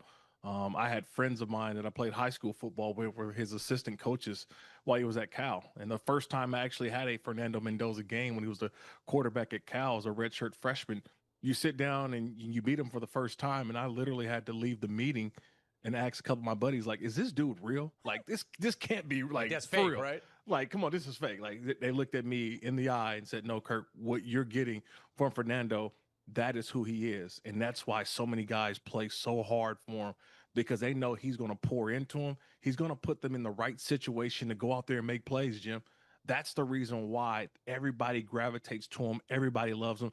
What he did at Indiana this past season was nothing short of a movie tale. Like, let's be honest. Like, when they write the movie in about 40 years from now or 20 years, whoever knows, you know, they do these movies in like 5 minutes now. But when they write the movie, Jim, about how this kid from Florida who goes to Cal Berkeley, okay, then all of a sudden transferred to Indiana, which was always a basketball school, and they go 16-0. He wins the Heisman. He's won every award imagined this past year, and he's a number 1 overall pick. Well, that just doesn't happen. It happens because of his hard work, his leadership, his belief, his love of the game, and man, he treats the game the right way. So all of that to be said, Jim, is that that's what's going to take him to the next level. That's what's going to get him out on the football field. And that's what's going to look, it won't be, if he's not successful, it's not because he didn't work. It's not because he didn't try. It's going to be because obviously sometimes it just didn't work out, but he is going to give everything, every ounce of himself to make sure that he's successful. To which I would add to that, it's not going to be because he wasn't prepared. We know he'll be prepared. Oh, yeah.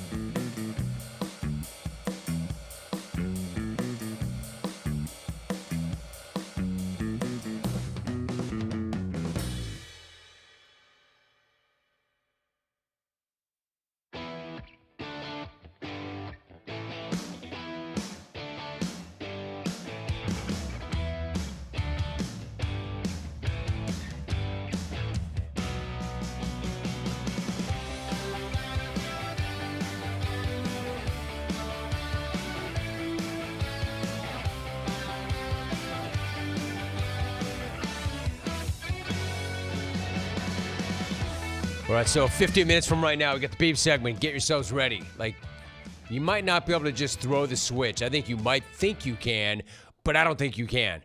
Start calling right now. What is your beef? You can beef about anything you want except for those 2 or 3 things that you know you're not supposed to beef about. So 1-800-636-8686, and you can write in your beefs. All right, so this chat response made me laugh, but I don't really understand it. I have a guess, but it made me laugh. At Miss Kitty NY. Miss Kitty NY, quote, "This show always makes me realize I don't need a man." All right, so what does that mean?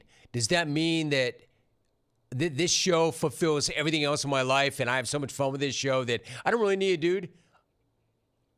I have all the companionship I ever need right here in the jungle. I don't need a man. I don't need a companion. I don't need to worry about dying alone. I've got the jungle.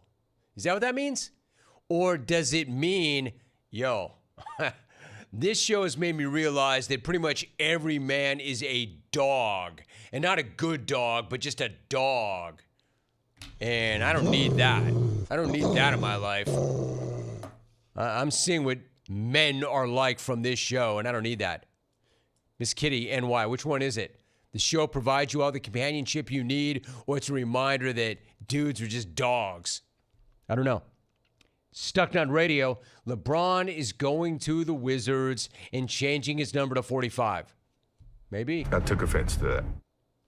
Like I said, James Kelly had made a really good argument, and I was proud of him, and then he gave it all back. All that goodwill that he put in the bank, he gave back with that idiocy about, hey, man, did you see Ryan Garcia? Did you see what he said? He said he hit Devin Haney so hard, he crapped himself, and his mom cried, and guys don't want any of that.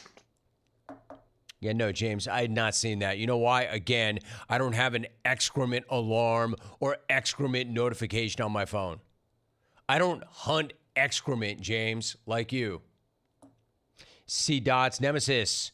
When can we adopt the verb ornthalled like we adopted the verb orsened? What? Orsened is a recent development in the jungle. Orenthal is not. Well, your chronology is all backwards on this. V and the Fee. I have a better question. When can we? How do I put this? Just get rid of V and the Fee. How about that? Quote, "We wish people would believe us when we say we have no bad blood." Signed Magic Johnson, Greg Louganis, and Fred Mercury. V, you're the worst kind of hot take artist, man. Every day, it's like you try to clear this new bar. Except the bar's not getting higher, it's getting lower. You have to dig deep into the ground to get underneath the bar. V, where you live. Bad Blood Smack signed Magic, Greg Louganis, and Fred Mercury. I don't know, bro. HIV's not funny. Nor was it funny when that one guy said, "Remember Rome when Irv attained the HIV?" Not funny. I don't know. Disease, illness, terminal illness. Obviously, things have gotten so much better in terms of medication. I don't know. I don't think that's funny. I'm funny like that. I don't find that funny. Or maybe it's for that pill. You know? Also, we're not talking about bad blood. We're talking about bad blood in terms of beef. You know that, V. V, don't act confused by this. Not tainted blood. Bad blood. And when I say bad blood, I don't mean HIV infected. I mean bad blood like beef. There's bad blood between those two coaches. There's bad blood between those two programs. Don't act like you're confused by this. Oh, I didn't know that's what you meant. signed Fred Mercury. You know how I know you're not confused, V? Because you chased it with this. Just Googled athletes who crap themselves. Here are the top hits. DK Mudcalf. First of all, dude, you didn't Google Jack. DK Mudcalf, Chanho Fart, Kike Shartnandez, and George Butt Burrito. Now Googling athletes who ejact in public for you. No, don't do that for me, V. I didn't ask for that, nor do I want that. Hey, V, do that for who you were going to do that for all along. You. Do that for you, and then don't send it to me. Why? Why, it's funny? I mean, save it. You notice how I'm not stifling laughter or like... Off day, I had a lot of diarrhea. So, it's not funny. And I feel afraid. Anyway. Yesterday I was. Anyway, this is non-chat reaction. Yo, Tan Man, thanks for the wreck, pimp. San Francisco Mario, war day drinking. War the best thing about vacation ending is getting back to Baby Smalls. Oh, dude. Joe's. All right, so he hit me up. Frisco Mario said, hey, Tan Man, I know you spent a lot of time in Santa Barbara. I need some recs. Where should I go? Where should I go for a cocktail? I'm like, well, if you're looking for a cocktail, go to Joe's. Go to Joe's, but be very careful. Heaviest, stiffest pour ever. Old school bar. Great bar. Bro, is that like in real time? Are you doing that right now? That is a serious drink at 2 o'clock in the afternoon. And if you're posted up there and you're starting this early with that, nighty-night, you're going to get knocked the hell out, Frisco Mario. As soon as they find out, you're going to get slapped, bro. As soon as they find out, Mario, that you're Frisco Mario and that your best friend in the world is a cat, the clientele at Joe's, I think, they're not going to roll like that. They won't rock like that. They'll turn your lights out, though, bro. Good night now. What do you got? So you got a little twist? So, speaking of martinis, I am always exclusively, be it vodka, be it gin back in the day. I sat down on an airplane. When I was coming back from Wisconsin, a dude sat down next to me and knew who I was, and he ordered a vodka tonic, I think. And he said to me, he's under his sunglasses, he goes, yo, man, I almost got a Bombay Sapphire in your honor. I go, that's funny, bro. Bombay Sapphire. Nice to meet you. I stopped doing that a long time ago. Anyway, if you put that picture back up really quickly, it looks like he's got a twist, right? Or are those all, no, are they olives? Olives? Or some people actually even go like peppers, which I've never understood. So anyway, I exclusively, if I go, and I did this weekend, if I go martini and it's vodka, I will go olives. If I go gin, it's olives. But you know what I did this weekend for the first time ever, I think? I went with a twist. And the reason I went with a twist on that anniversary dinner with Jano, I went Vesper. And a Vesper is half gin, half vodka, but it comes with a twist. They don't ask you, how do you want that? The drink is made, and I never order drinks off menus. I always just order either a shot or a martini, something straight. That was the rare drink that I ordered off a menu, so I never get a twist, ever. In fact, I don't know that I've ever had a twist in a martini. And you know what? It was nice. Really nice. Just a little story for you. You know what, bro? I'm addressing you, Frisco Mario. I'm not saying you shouldn't love your cat. You know I love my cat. All of our cats. But, bro, I never got on this show and said, we're returning from vacation to get back to Cody the Ragdoll. I never did that. I think you're going a little too far with this, man. Just saying. Rome Slice. Willie Colon is a solid guy and a great New Yorker. Great interview. Signed Sal in Astoria. Wore Willie repping the Knicks hat. You know, he is all that. He is all those things. And also in the Hofstra Hall of Fame. I did not mention that. Shout out to Queens. Astoria in the house. I like it. Greg in Green Bay, quote, Rome, you mean to tell me now that you're paying for the toll-free phone number, Parity Larity is wasting your time and your money? Yeah, it's pretty much what I'm saying. I'm paying for it. Nothing free, man. You got to earn everything. All right? It's not given. It's earned. When we come back, the beef segment. Start dialing. It is toll-free, and I am paying for it. 1-800-636-8686. If you're not about calling the program and you want to write your beef or you want to thumb out your beef, do that too.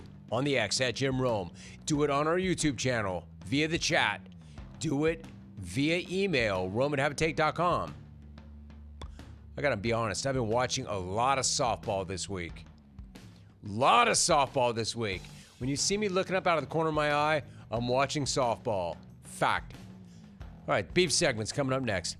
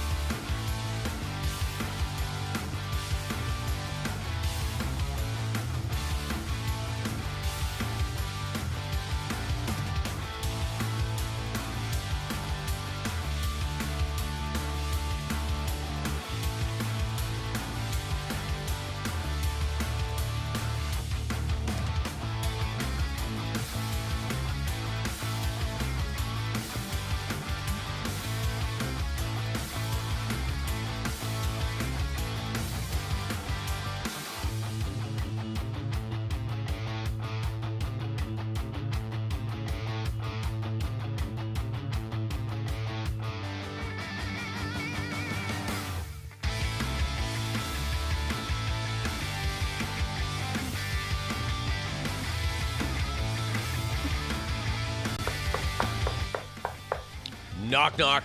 That right there is the iconic plastic tower of beef. Ionic. Brought to you by Old Trapper. The beef segment. Old fashioned. Hot and spicy. Peppered. Teriyaki. They're all awesome. I have it every single day. Love it. Love it. Love the product. Love this segment. Let's get it. So normally, again, I want to keep things upbeat. I want to keep things positive.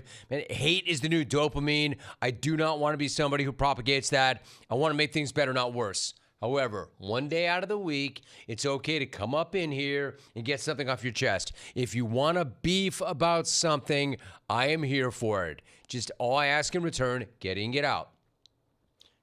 Keep it quick. Just bam, bam, bam. I want to keep moving. If you start running off at the mouth, diarrhea of the mouth, explosive diarrhea out of the backside, you're going to get run. Just state your beef and keep moving, and I'm here for it. Love to have it. 1-800-636-8686.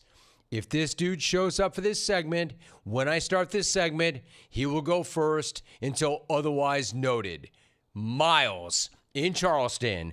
Miles, start me off, my brother. Set the tone. What is your beef? Hey, Rome, thanks for the vine, brother. So I have a beef with my dentist, Rome. I'm not going to say how old I am because I know that's how you get run, but I've never had a cavity, okay? I've never had a cavity in my life. So I go in for my dental appointment, and my dentist is like, oh, look what you have here. So I start asking her specific questions, Jim. You know what I got? I got a Garrett Cole Customs and Practices answer. It's total BS. I've never had a cavity.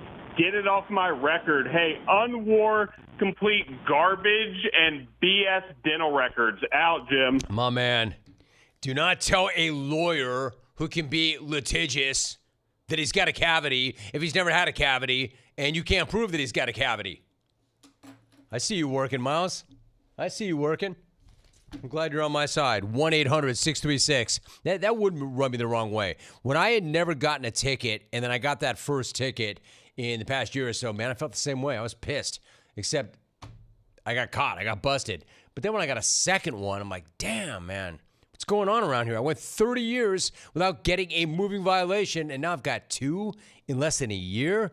Come on, man.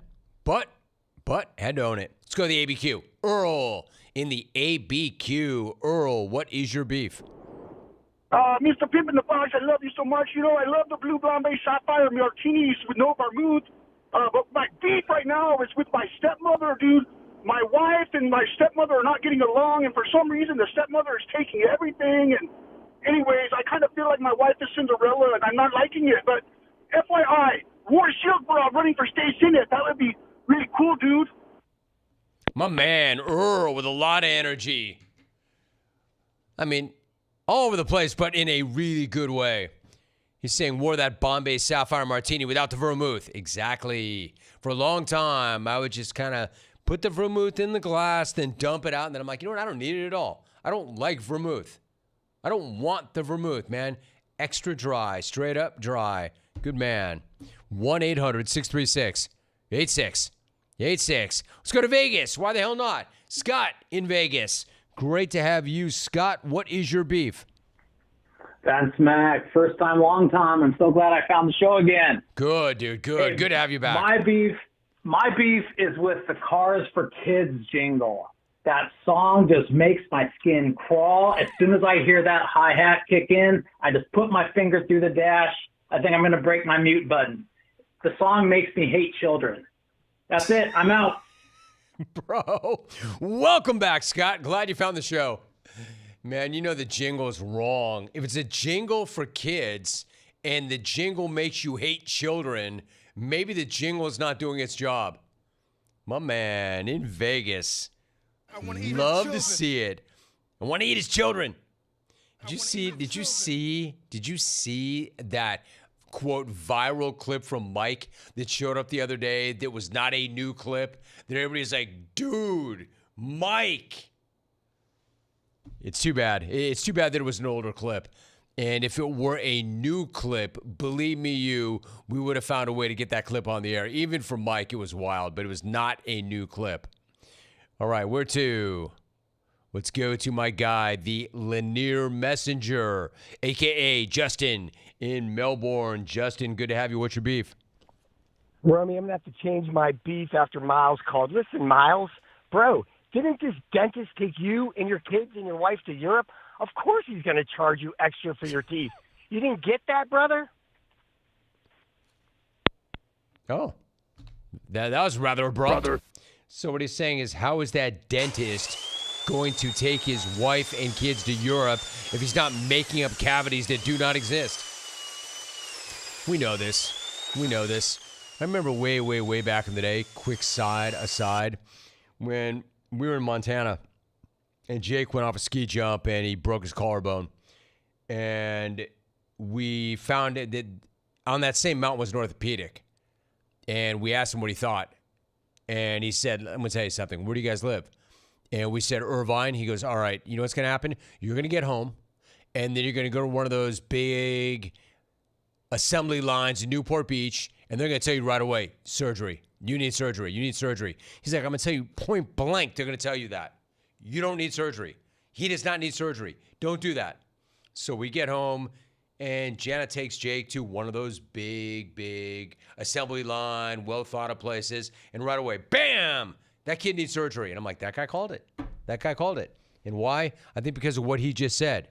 Linear Messenger. That dude wanted to go on vacation. 1-800-636. Anyway, Linear Messenger, with all due respect, I'm going to side with Miles over you. You know why? He's much smarter. Let's go to George in Tampa. Yo, George, what's good, dude? What's your beef?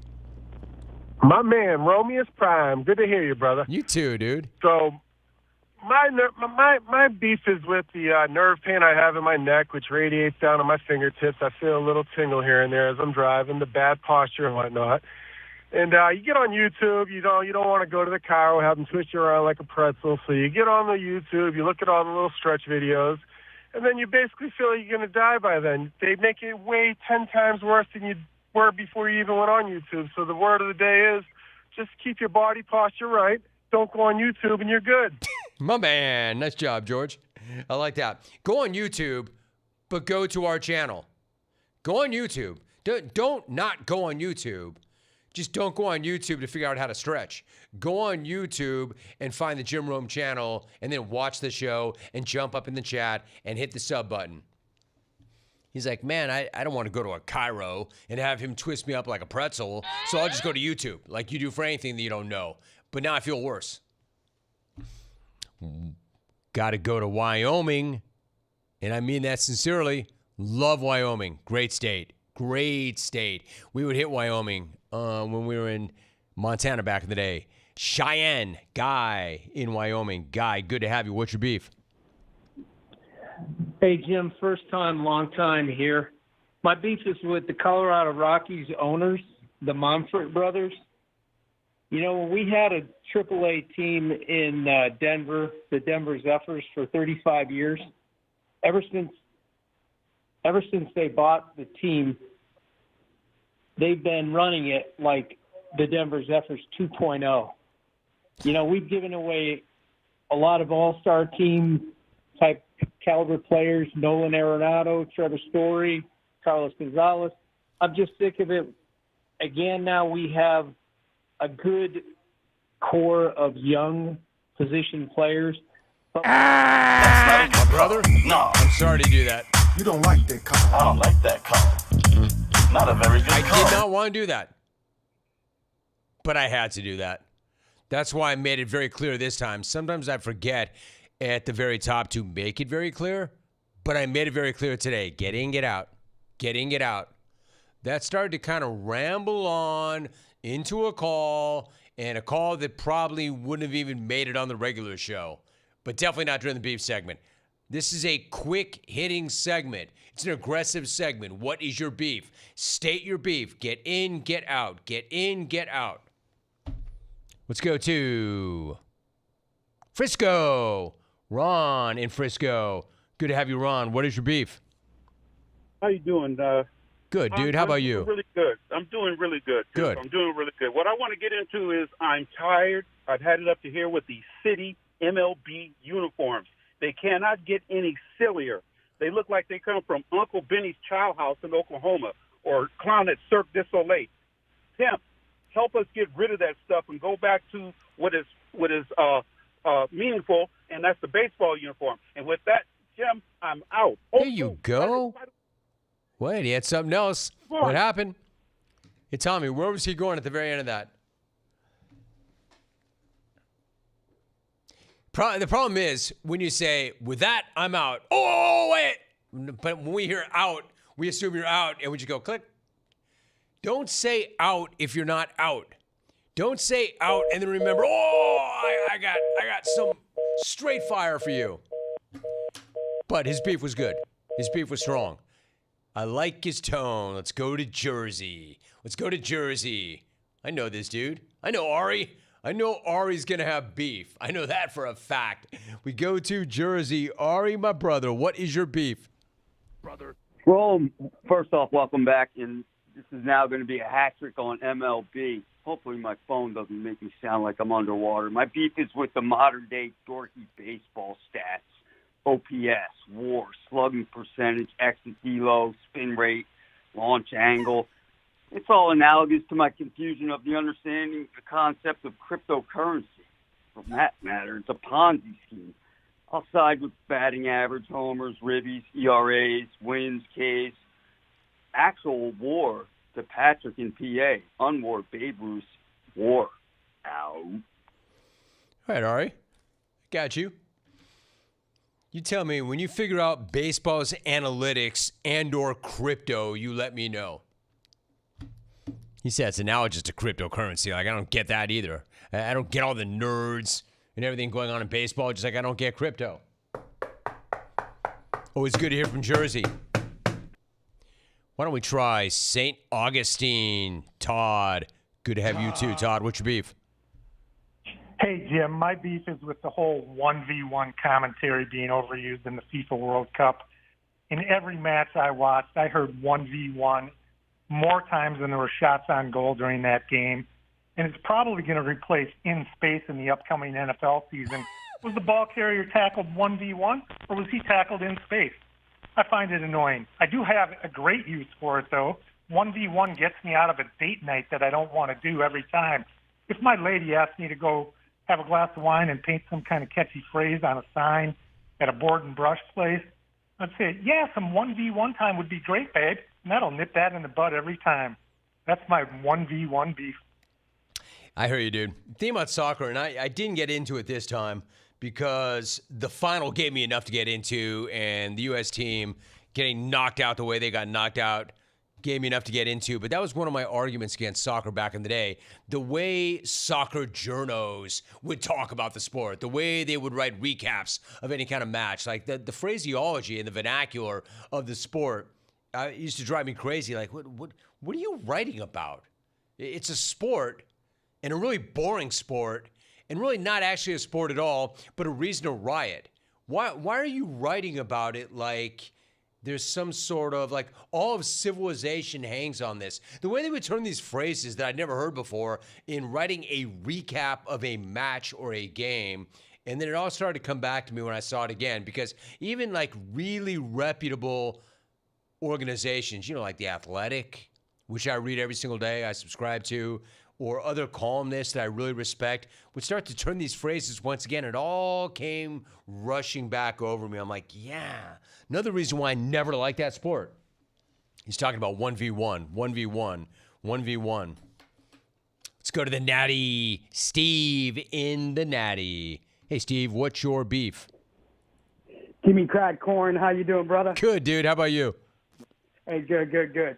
I'm going to have to start attacking those of us, and also in the media, who, you being the word craftsman that you are, the use of someone repeatedly saying over and over, hey, listen, bro, number one, the radio's on. I'm listening. I'm not talking about you, Jimmy, but, you're talking to your buddy at the bar. Hey, listen, bro, I'm looking right at you. You don't have to say listen every 2 seconds.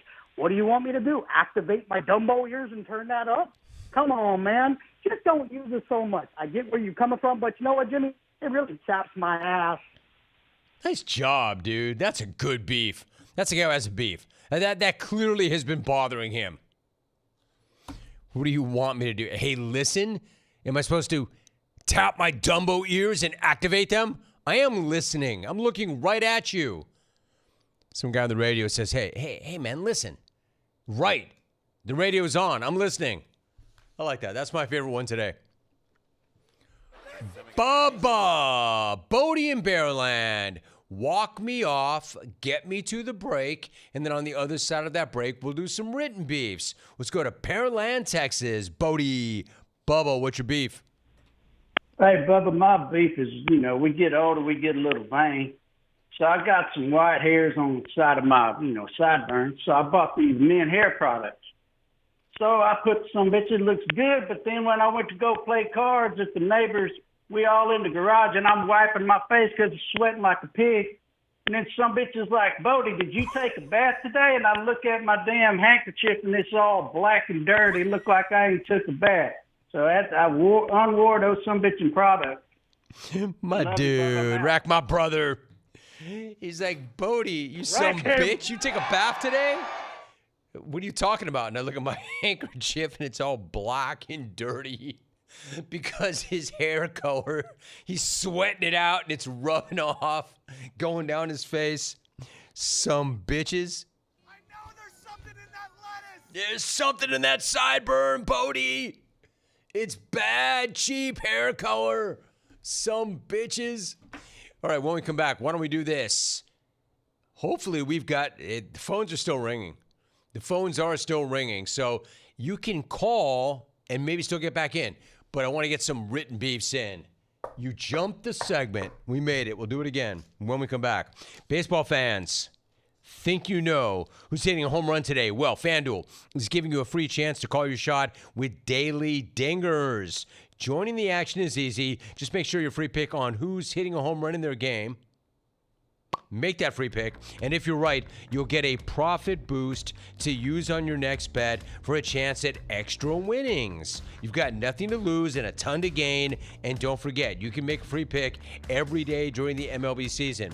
It's just another reason why FanDuel is the home for home runs. So are you ready to play your game today? Join all the action right now at FanDuel.com/Rome. I'm already in that app. I've already made my picks for the day on the air in that app. Do the same thing. FanDuel.com/Rome to play Daily Dingers and make a free pick on who's hitting a home run. Play ball and swing for the fences on FanDuel, an official partner of the MLB. 21 plus, select states. For Kansas, in affiliation with Kansas Star Casino. 18 plus, D.C., Kentucky, Wyoming. Gambling problem? Call 1-800-GAMBLER. 1-800-MY-RESET. Call 1-888-789-7777. Visit ccpg.org/chat, Connecticut. Visit mdgamblinghelp.org, Maryland. Visit Gambling Helpline, ma.org. Call 800-327-5050, Massachusetts. Call 1-8778-HOPE-NY. Text HOPE-NY, New York. Call 1-8777-867, Louisiana. You're listening to The Jim Rome Show.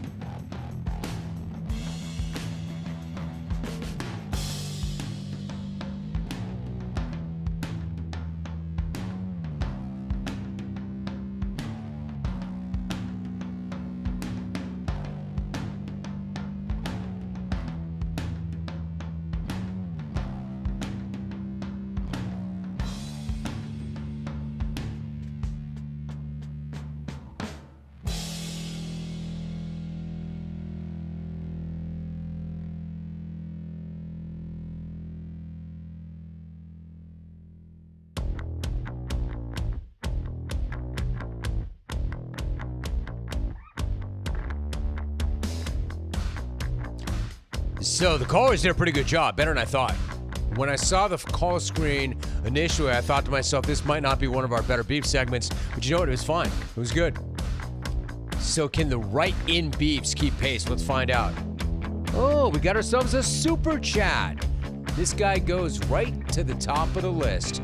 $4.99 he paid for this.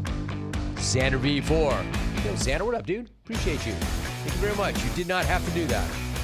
My beef is jungle sickness. There is no known cure for this illness. Only more jungle. Had to sneak away from the fam on vacay to beef. Alex in Dayton. Bro, you're not sick. You're loyal. You're committed. There's nothing wrong with you. You're not sick. Now, the only jungle sickness that's actually been diagnosed is Tourette's. The jungle Tourette's. But you needing a fix does not make you sick. It makes you loyal. At FAP9, my beef is silk bra, not wearing a bra during a smack-off call, and having the muscle definition of a 90-year-old woman. Dude's body looked like a clump of runny jello. Bruh. Okay, I'm not going to say that that's not true. And that's a good picture of him. But the picture we had of him back in the day, whoever submitted it, when we were at a tour stop, not that one. That also screams of everything FAP9 just said. But we had a picture of him back in the day when he was young, man, and he was like a surf bra. That's not really the one. There's Trapper without his glasses. But there is a young Silk. He certainly looked better. But no, there was a picture of Silk back in the day where he looked great. Bro, I'm not saying you don't look great right now. I'm just saying you probably could use a bra. You know why you need a bra? Because you got moobs. Bruh. Bill Belichick can't believe your rack and how supple it is. Just kidding, bro. What do we got here? At Brian in Paradise. Rome. Oh, wow. Rome. I get fat people in commercials. They're selling fat people products. My beef is ugly people in commercials. There is not a product you can sell on TV to fix ugly. Signed, Kevin. Kevin. Personal appearances not show father. But he's positioned. He wasn't. My man Todd in Portland. What up, Todd? Jim, my beef is with hot enough for you? Guy. Yeah, dude, it is. And that joke was played out 30 years ago. Wore at Big Head Bets and his enormous tinfoil hat. Jim.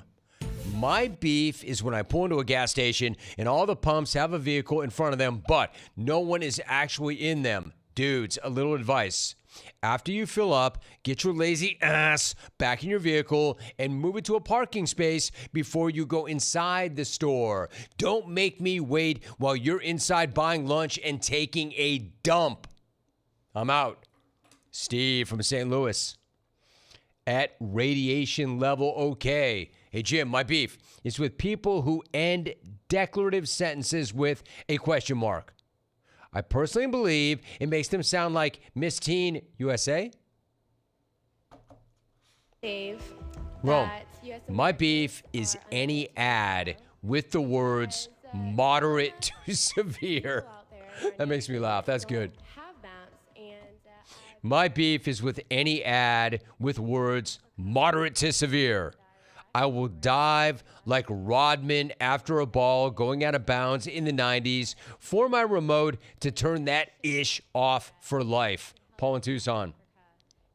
My beef is with travel baseball, soccer, and lacrosse parent. Stop clogging up our airports and hotels, taking your 9-year-old 10 states away to play in a tournament. You're getting fleeced. There's a reason private equity's buying up youth sports clubs. Unwar for profit youth sports. Pat in Annapolis. That one's different. Here's my man Vincent Fresno. My beef. Tools at the beach, dressed like they're meeting with their accountant. Is that a thing, Vince? Here's my other guy. At 2 hams, $20. Rome, my beef is with all the tourists that came into town via cruise ship today, pounding me with food orders. I'm trying to be in the chat more, not make these kooks food. I get paid by the hour. At Rick and Chico, my beef is with soccer. What is the deal with the clock? Just turn it off when they're not playing and start it again when they are. Simple. No need for extra time, right? It's a very common beef, Rick, from people who usually don't watch soccer and then watch soccer. Josh from the PDX. Jim, my beef is the heat in the Middle East. Send me a white Bronco so I can drive back to Portland. Thanks. I'm out. Bro, a beef from the Middle East. My beef is with people that try to convince you that you'll like something after you already told them you don't like it. I told you I don't like spinach, bro. But have you tried it with butter sauce and a cup of salt and pistachios? Dude, just let it be. I'm 40 years old, not 7. I'm good. 40. Dustin in Peoria. Actually, Dustin, you're not good. You're about to get run because you told me how old you are. That's not a good call. No. It's going to get you run. I don't like that call. Don't tell me how old you Not are. a very good call. I just had a John Tortorella Tourette's moment. Don't tell me. Don't say. Talk to me about. Hey, Jim. Ask me a question. Don't say talk about it. Ask me a question, please. Don't tell me how old you are. Ask me a question. Don't say talk about it. Ask me a question. Holy crap. Give me another question, please. Okay, journalism professor. Okay, Dr. Torts. Hi, Jim. You want to know what my beef is? My beef is when Mr. B in Calgary turns the bathroom faucet on and lets it run in its entirety while shaving. He's killing the planet, pimp. He's killing the planet. Bella B in Calgary. Wait, Bella. There's a Mr. B? Bella, were you not the person who once told all of us that you were going to Portugal to hunt Mr. D? Didn't you? I thought you were in Portugal looking for the D. No. I thought you were in Portugal getting the D. Was it vitamin D? Or is there no difference? I'd say it's none of my business, but you told us. They're all buttholes out there. So, they really are. Did you find, is Mr. B the D that you found in Portugal? I don't know. You don't need to respond. If it'll make you feel better, Bella, when I shave, I do not let the water run. I get the hot water. I let the razor hit the hot water, and then when I need to run the water again, I will. I do not let it run. Does that make you feel better? Know this much. I'm not the one killing the planet. Hornet Denny's in. I got a beef with people who were concerned about what I would do with my free time once I retired. I'm good. My liver and my lungs, not so much. War Team Bake and Team Sauce. And both. I love a guy who doesn't have to make a decision or a choice. Hey, let me ask you something. Denny, Team Bake or Team Sauce? Yes. Attaboy. Rick Bata. My beef is with me forgetting to start the dryer the other day, so now I have to rewash this load because it smells like ass. Come on now, bro. You hit that with some creatine. That'll help you with your memory, in my opinion. Rome, I work at a Fortune 500 company. We have a professional business place. So why are there so many scumbags that defile the urinals? Keep the liquid going down the drain and keep your short hairs in your pants. Garrett and Indy, anytime out. That's not a good call. No. Bathroom smack. You don't not like allowed in the beef segment. That call. Not a very good call. even if it's justified. One more super chat. Another $4.99 job. Justin Sims, 6005. Yo, Jay, thank you very much. $4.99 he paid. My beef is with A.J. Brown. I don't want to hear excuses. I just want to watch you get embarrassed. Hashtag washed. Hashtag go birds. Hashtag F the Cowboys. Hashtag start the season already, bro. For $5, I'm going to allow all those hashtags. Hashtag. Somebody walk me off. Let's go back to the phones. Let's walk it off. Why don't we try Colorado Springs? Tony, be ready. Tony, I'm coming to you. Tony, good to have you. What's your beef? Tony. Yeah, my beef is with security who has booked the security for Giant Stadium and all the big stadiums where they have the welcome. You know what my beef is? No. Speakerphone. I don't like that call. Or the phone being on the other end of the room and you screaming at it. Tony, my guy, dude, I liked your attitude. You probably had a good take, but if it sounds like that, I can't let it go. Man, just pick up the phone. Pick up the phone, speak directly into the phone, or turn off your speakerphone. I know you were waiting. You probably had it on speaker. That's it. Tony, I even said it to you. Be ready. I'm coming to you because I knew you were not going to be ready because we had done all these written beefs. Now I was going to go back to the call-in beefs. I even gave you a heads up. If you're on hold, be ready. Walk me off. Tampa, Ryan, walk me off, dude. What is your beef? Hey, Jimmy, good talking to you again. Now we're swinging back into Baker Mayfield season. My beef is with guys and gals that hug the baggage claim line. I don't want to have to come in there and cross-check you into the boards to get my luggage off. If you guys would just stand 4 feet, 5 feet back, we could all calmly wait for our luggage to show up and then peacefully walk up there and grab it. If I bang your ACL or your MCL, it's on you. Don't be standing there. Thanks, Jim. Nice job, dude. I'll walk off on that. These guys are like, no, I'm boxing out. I'm boxing out like I'm Dennis Rodman because I know the angles. I know the way the ball comes off the rim. No, this is my paint. And I agree with you, dude. I agree with you. I saw like little kids that are like hanging on that thing. I'm like, hey, Dad, are you seeing that kid? Have you ever seen a carousel and the way they work and the way those things kind of spin and turn over? Your kid's going to lose a finger. I guarantee it. If I were you, I'd get that kid off that carousel because I don't want to see some little kid's digit spinning around and him screaming. Like, oh, there's a finger. I'm trying to get my bag. And I don't want my bag sliding over your kid's thumb, man. All right, there is your beef segment. Another big win for the show. And my thanks to my pals at Old Trapper. The GOATs. Greatest beef jerky in the history of the world. God, I still haven't gotten my Baker Mayfield take. He reminded me. Ryan's all about it. If there's one person in the jungle who likes Baker more than me, it's that guy. Maybe I can get that in. It'd be better than Bag Watch Day 23, right? You know why? If I skip a day, there'll be Bag Watch Day 24 tomorrow.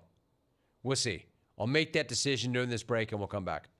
You're listening to The Jim Rome Show.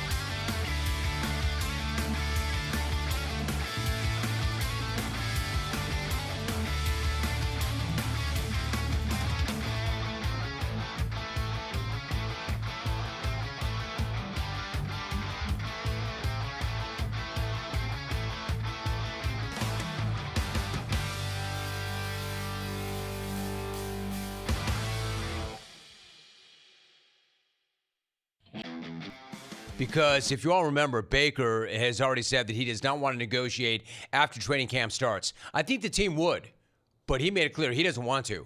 And training camp does start in exactly a week. So Tampa, even though you might be willing to continue to negotiate, sounds to me like you're on the clock if you want to lock this dude down beyond this year, which obviously I think would be a pretty good idea because it's not exactly a secret that I've been a big Baker Mayfield guy from the very jump.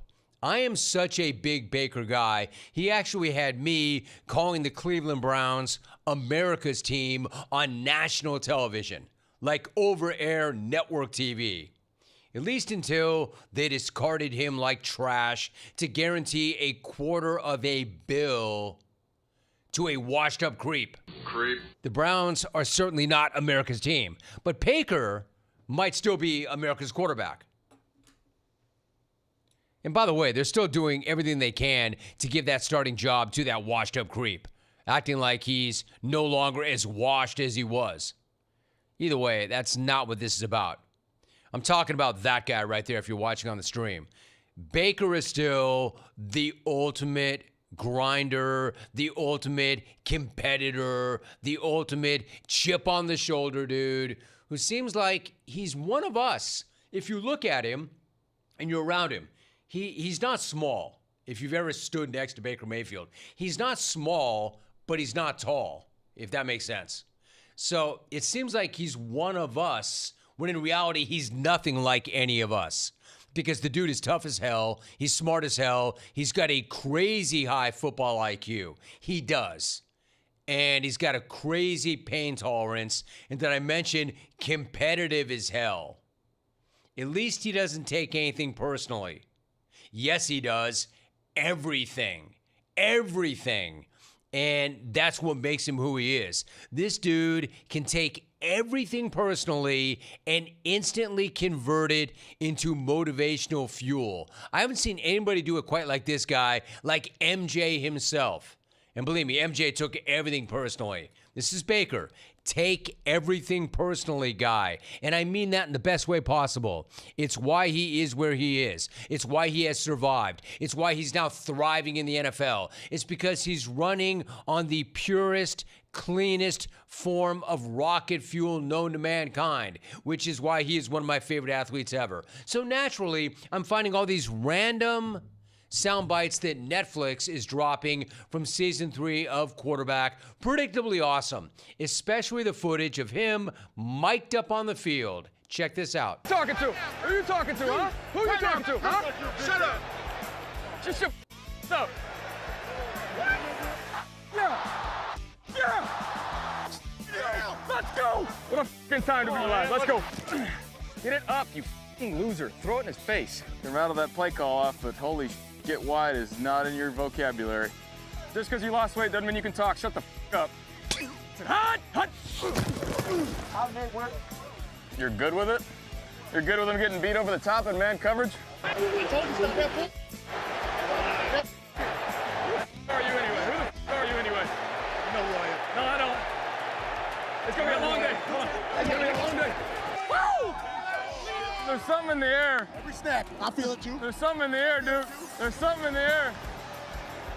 I can feel it in my plums. I can feel it in my plums. Woo! Dude, it's so awesome. So I'm watching that. I'm trying to remember the ones I want to repeat that I like best, but there were so many of them. Who the F are you? Who the F are you? You know who I am? No, I don't. Dude's like a walking drop. I can feel it in my plums. I can feel it in my plums. He's a walking drop. Quote, just because you lost weight doesn't mean you can talk. Shut the bleep up. Who the F are you anyway? Who the F are you anyway? Who are you talking to, huh? Who are you talking to, huh? Shut your bitch ass up. You see what I mean? What's not to like about this guy? Do you see what I mean about just the kind of fuel and the it that this dude has? That's why Baker is my dude. And that's why everybody in Tampa seems to love playing with this dude. Who wouldn't love running with a quarterback like that? He'll get in anybody's face. And it's not like he punches down. Check him out trolling the hell out of Jalen Carter, one of the best players and scariest monsters in the league, immediately before taking a snap against said scary monster. You got to keep a couple in the holster, a couple in the chamber, however you want to describe it. You got a problem spitting still? You still got a spitting problem? You better be quick on your feet if you're going to talk trash to me. That's incredible. Like, he's not even under center. He's just looking across the line. Quote, you got a spitting problem still? Can you imagine talking smack to that dude while you're in the middle of a game against that dude? Well, he can still technically, legally rip your head off. If it was anybody else, it would be insane. With Baker, you just expect it. So, Tampa, do yourselves a favor and just get this guy his extension, because believe me, you do not want to end up on the wrong side, the bad side. Just ask my guy, Steve Wilks, what happens when you do not treat Baker with the respect that Baker thinks that he deserves. It's personal, my dude. That's why you're the best. Purest form of rocket fuel known to mankind. Increase your vehicle's performance with Lucas Fuel Treatment at O'Reilly Auto Parts. Add it to your tank to eliminate carbon and varnish deposits. Get 2 bottles of Lucas Fuel Treatment for just $9. Plus, receive 2 times O Rewards points at O'Reilly Auto Parts. Clark Lee tomorrow. All about that. My thanks to our guest today. Good day. Willie Colon was awesome. James Kelly came through. Notice I didn't say he was awesome. I said James Kelly came through. Pat Narduzzi, Pittsburgh football coach. Didn't talk about the bag. Skipped a day of bag watch. See you tomorrow, bag. See all of you tomorrow. We're out.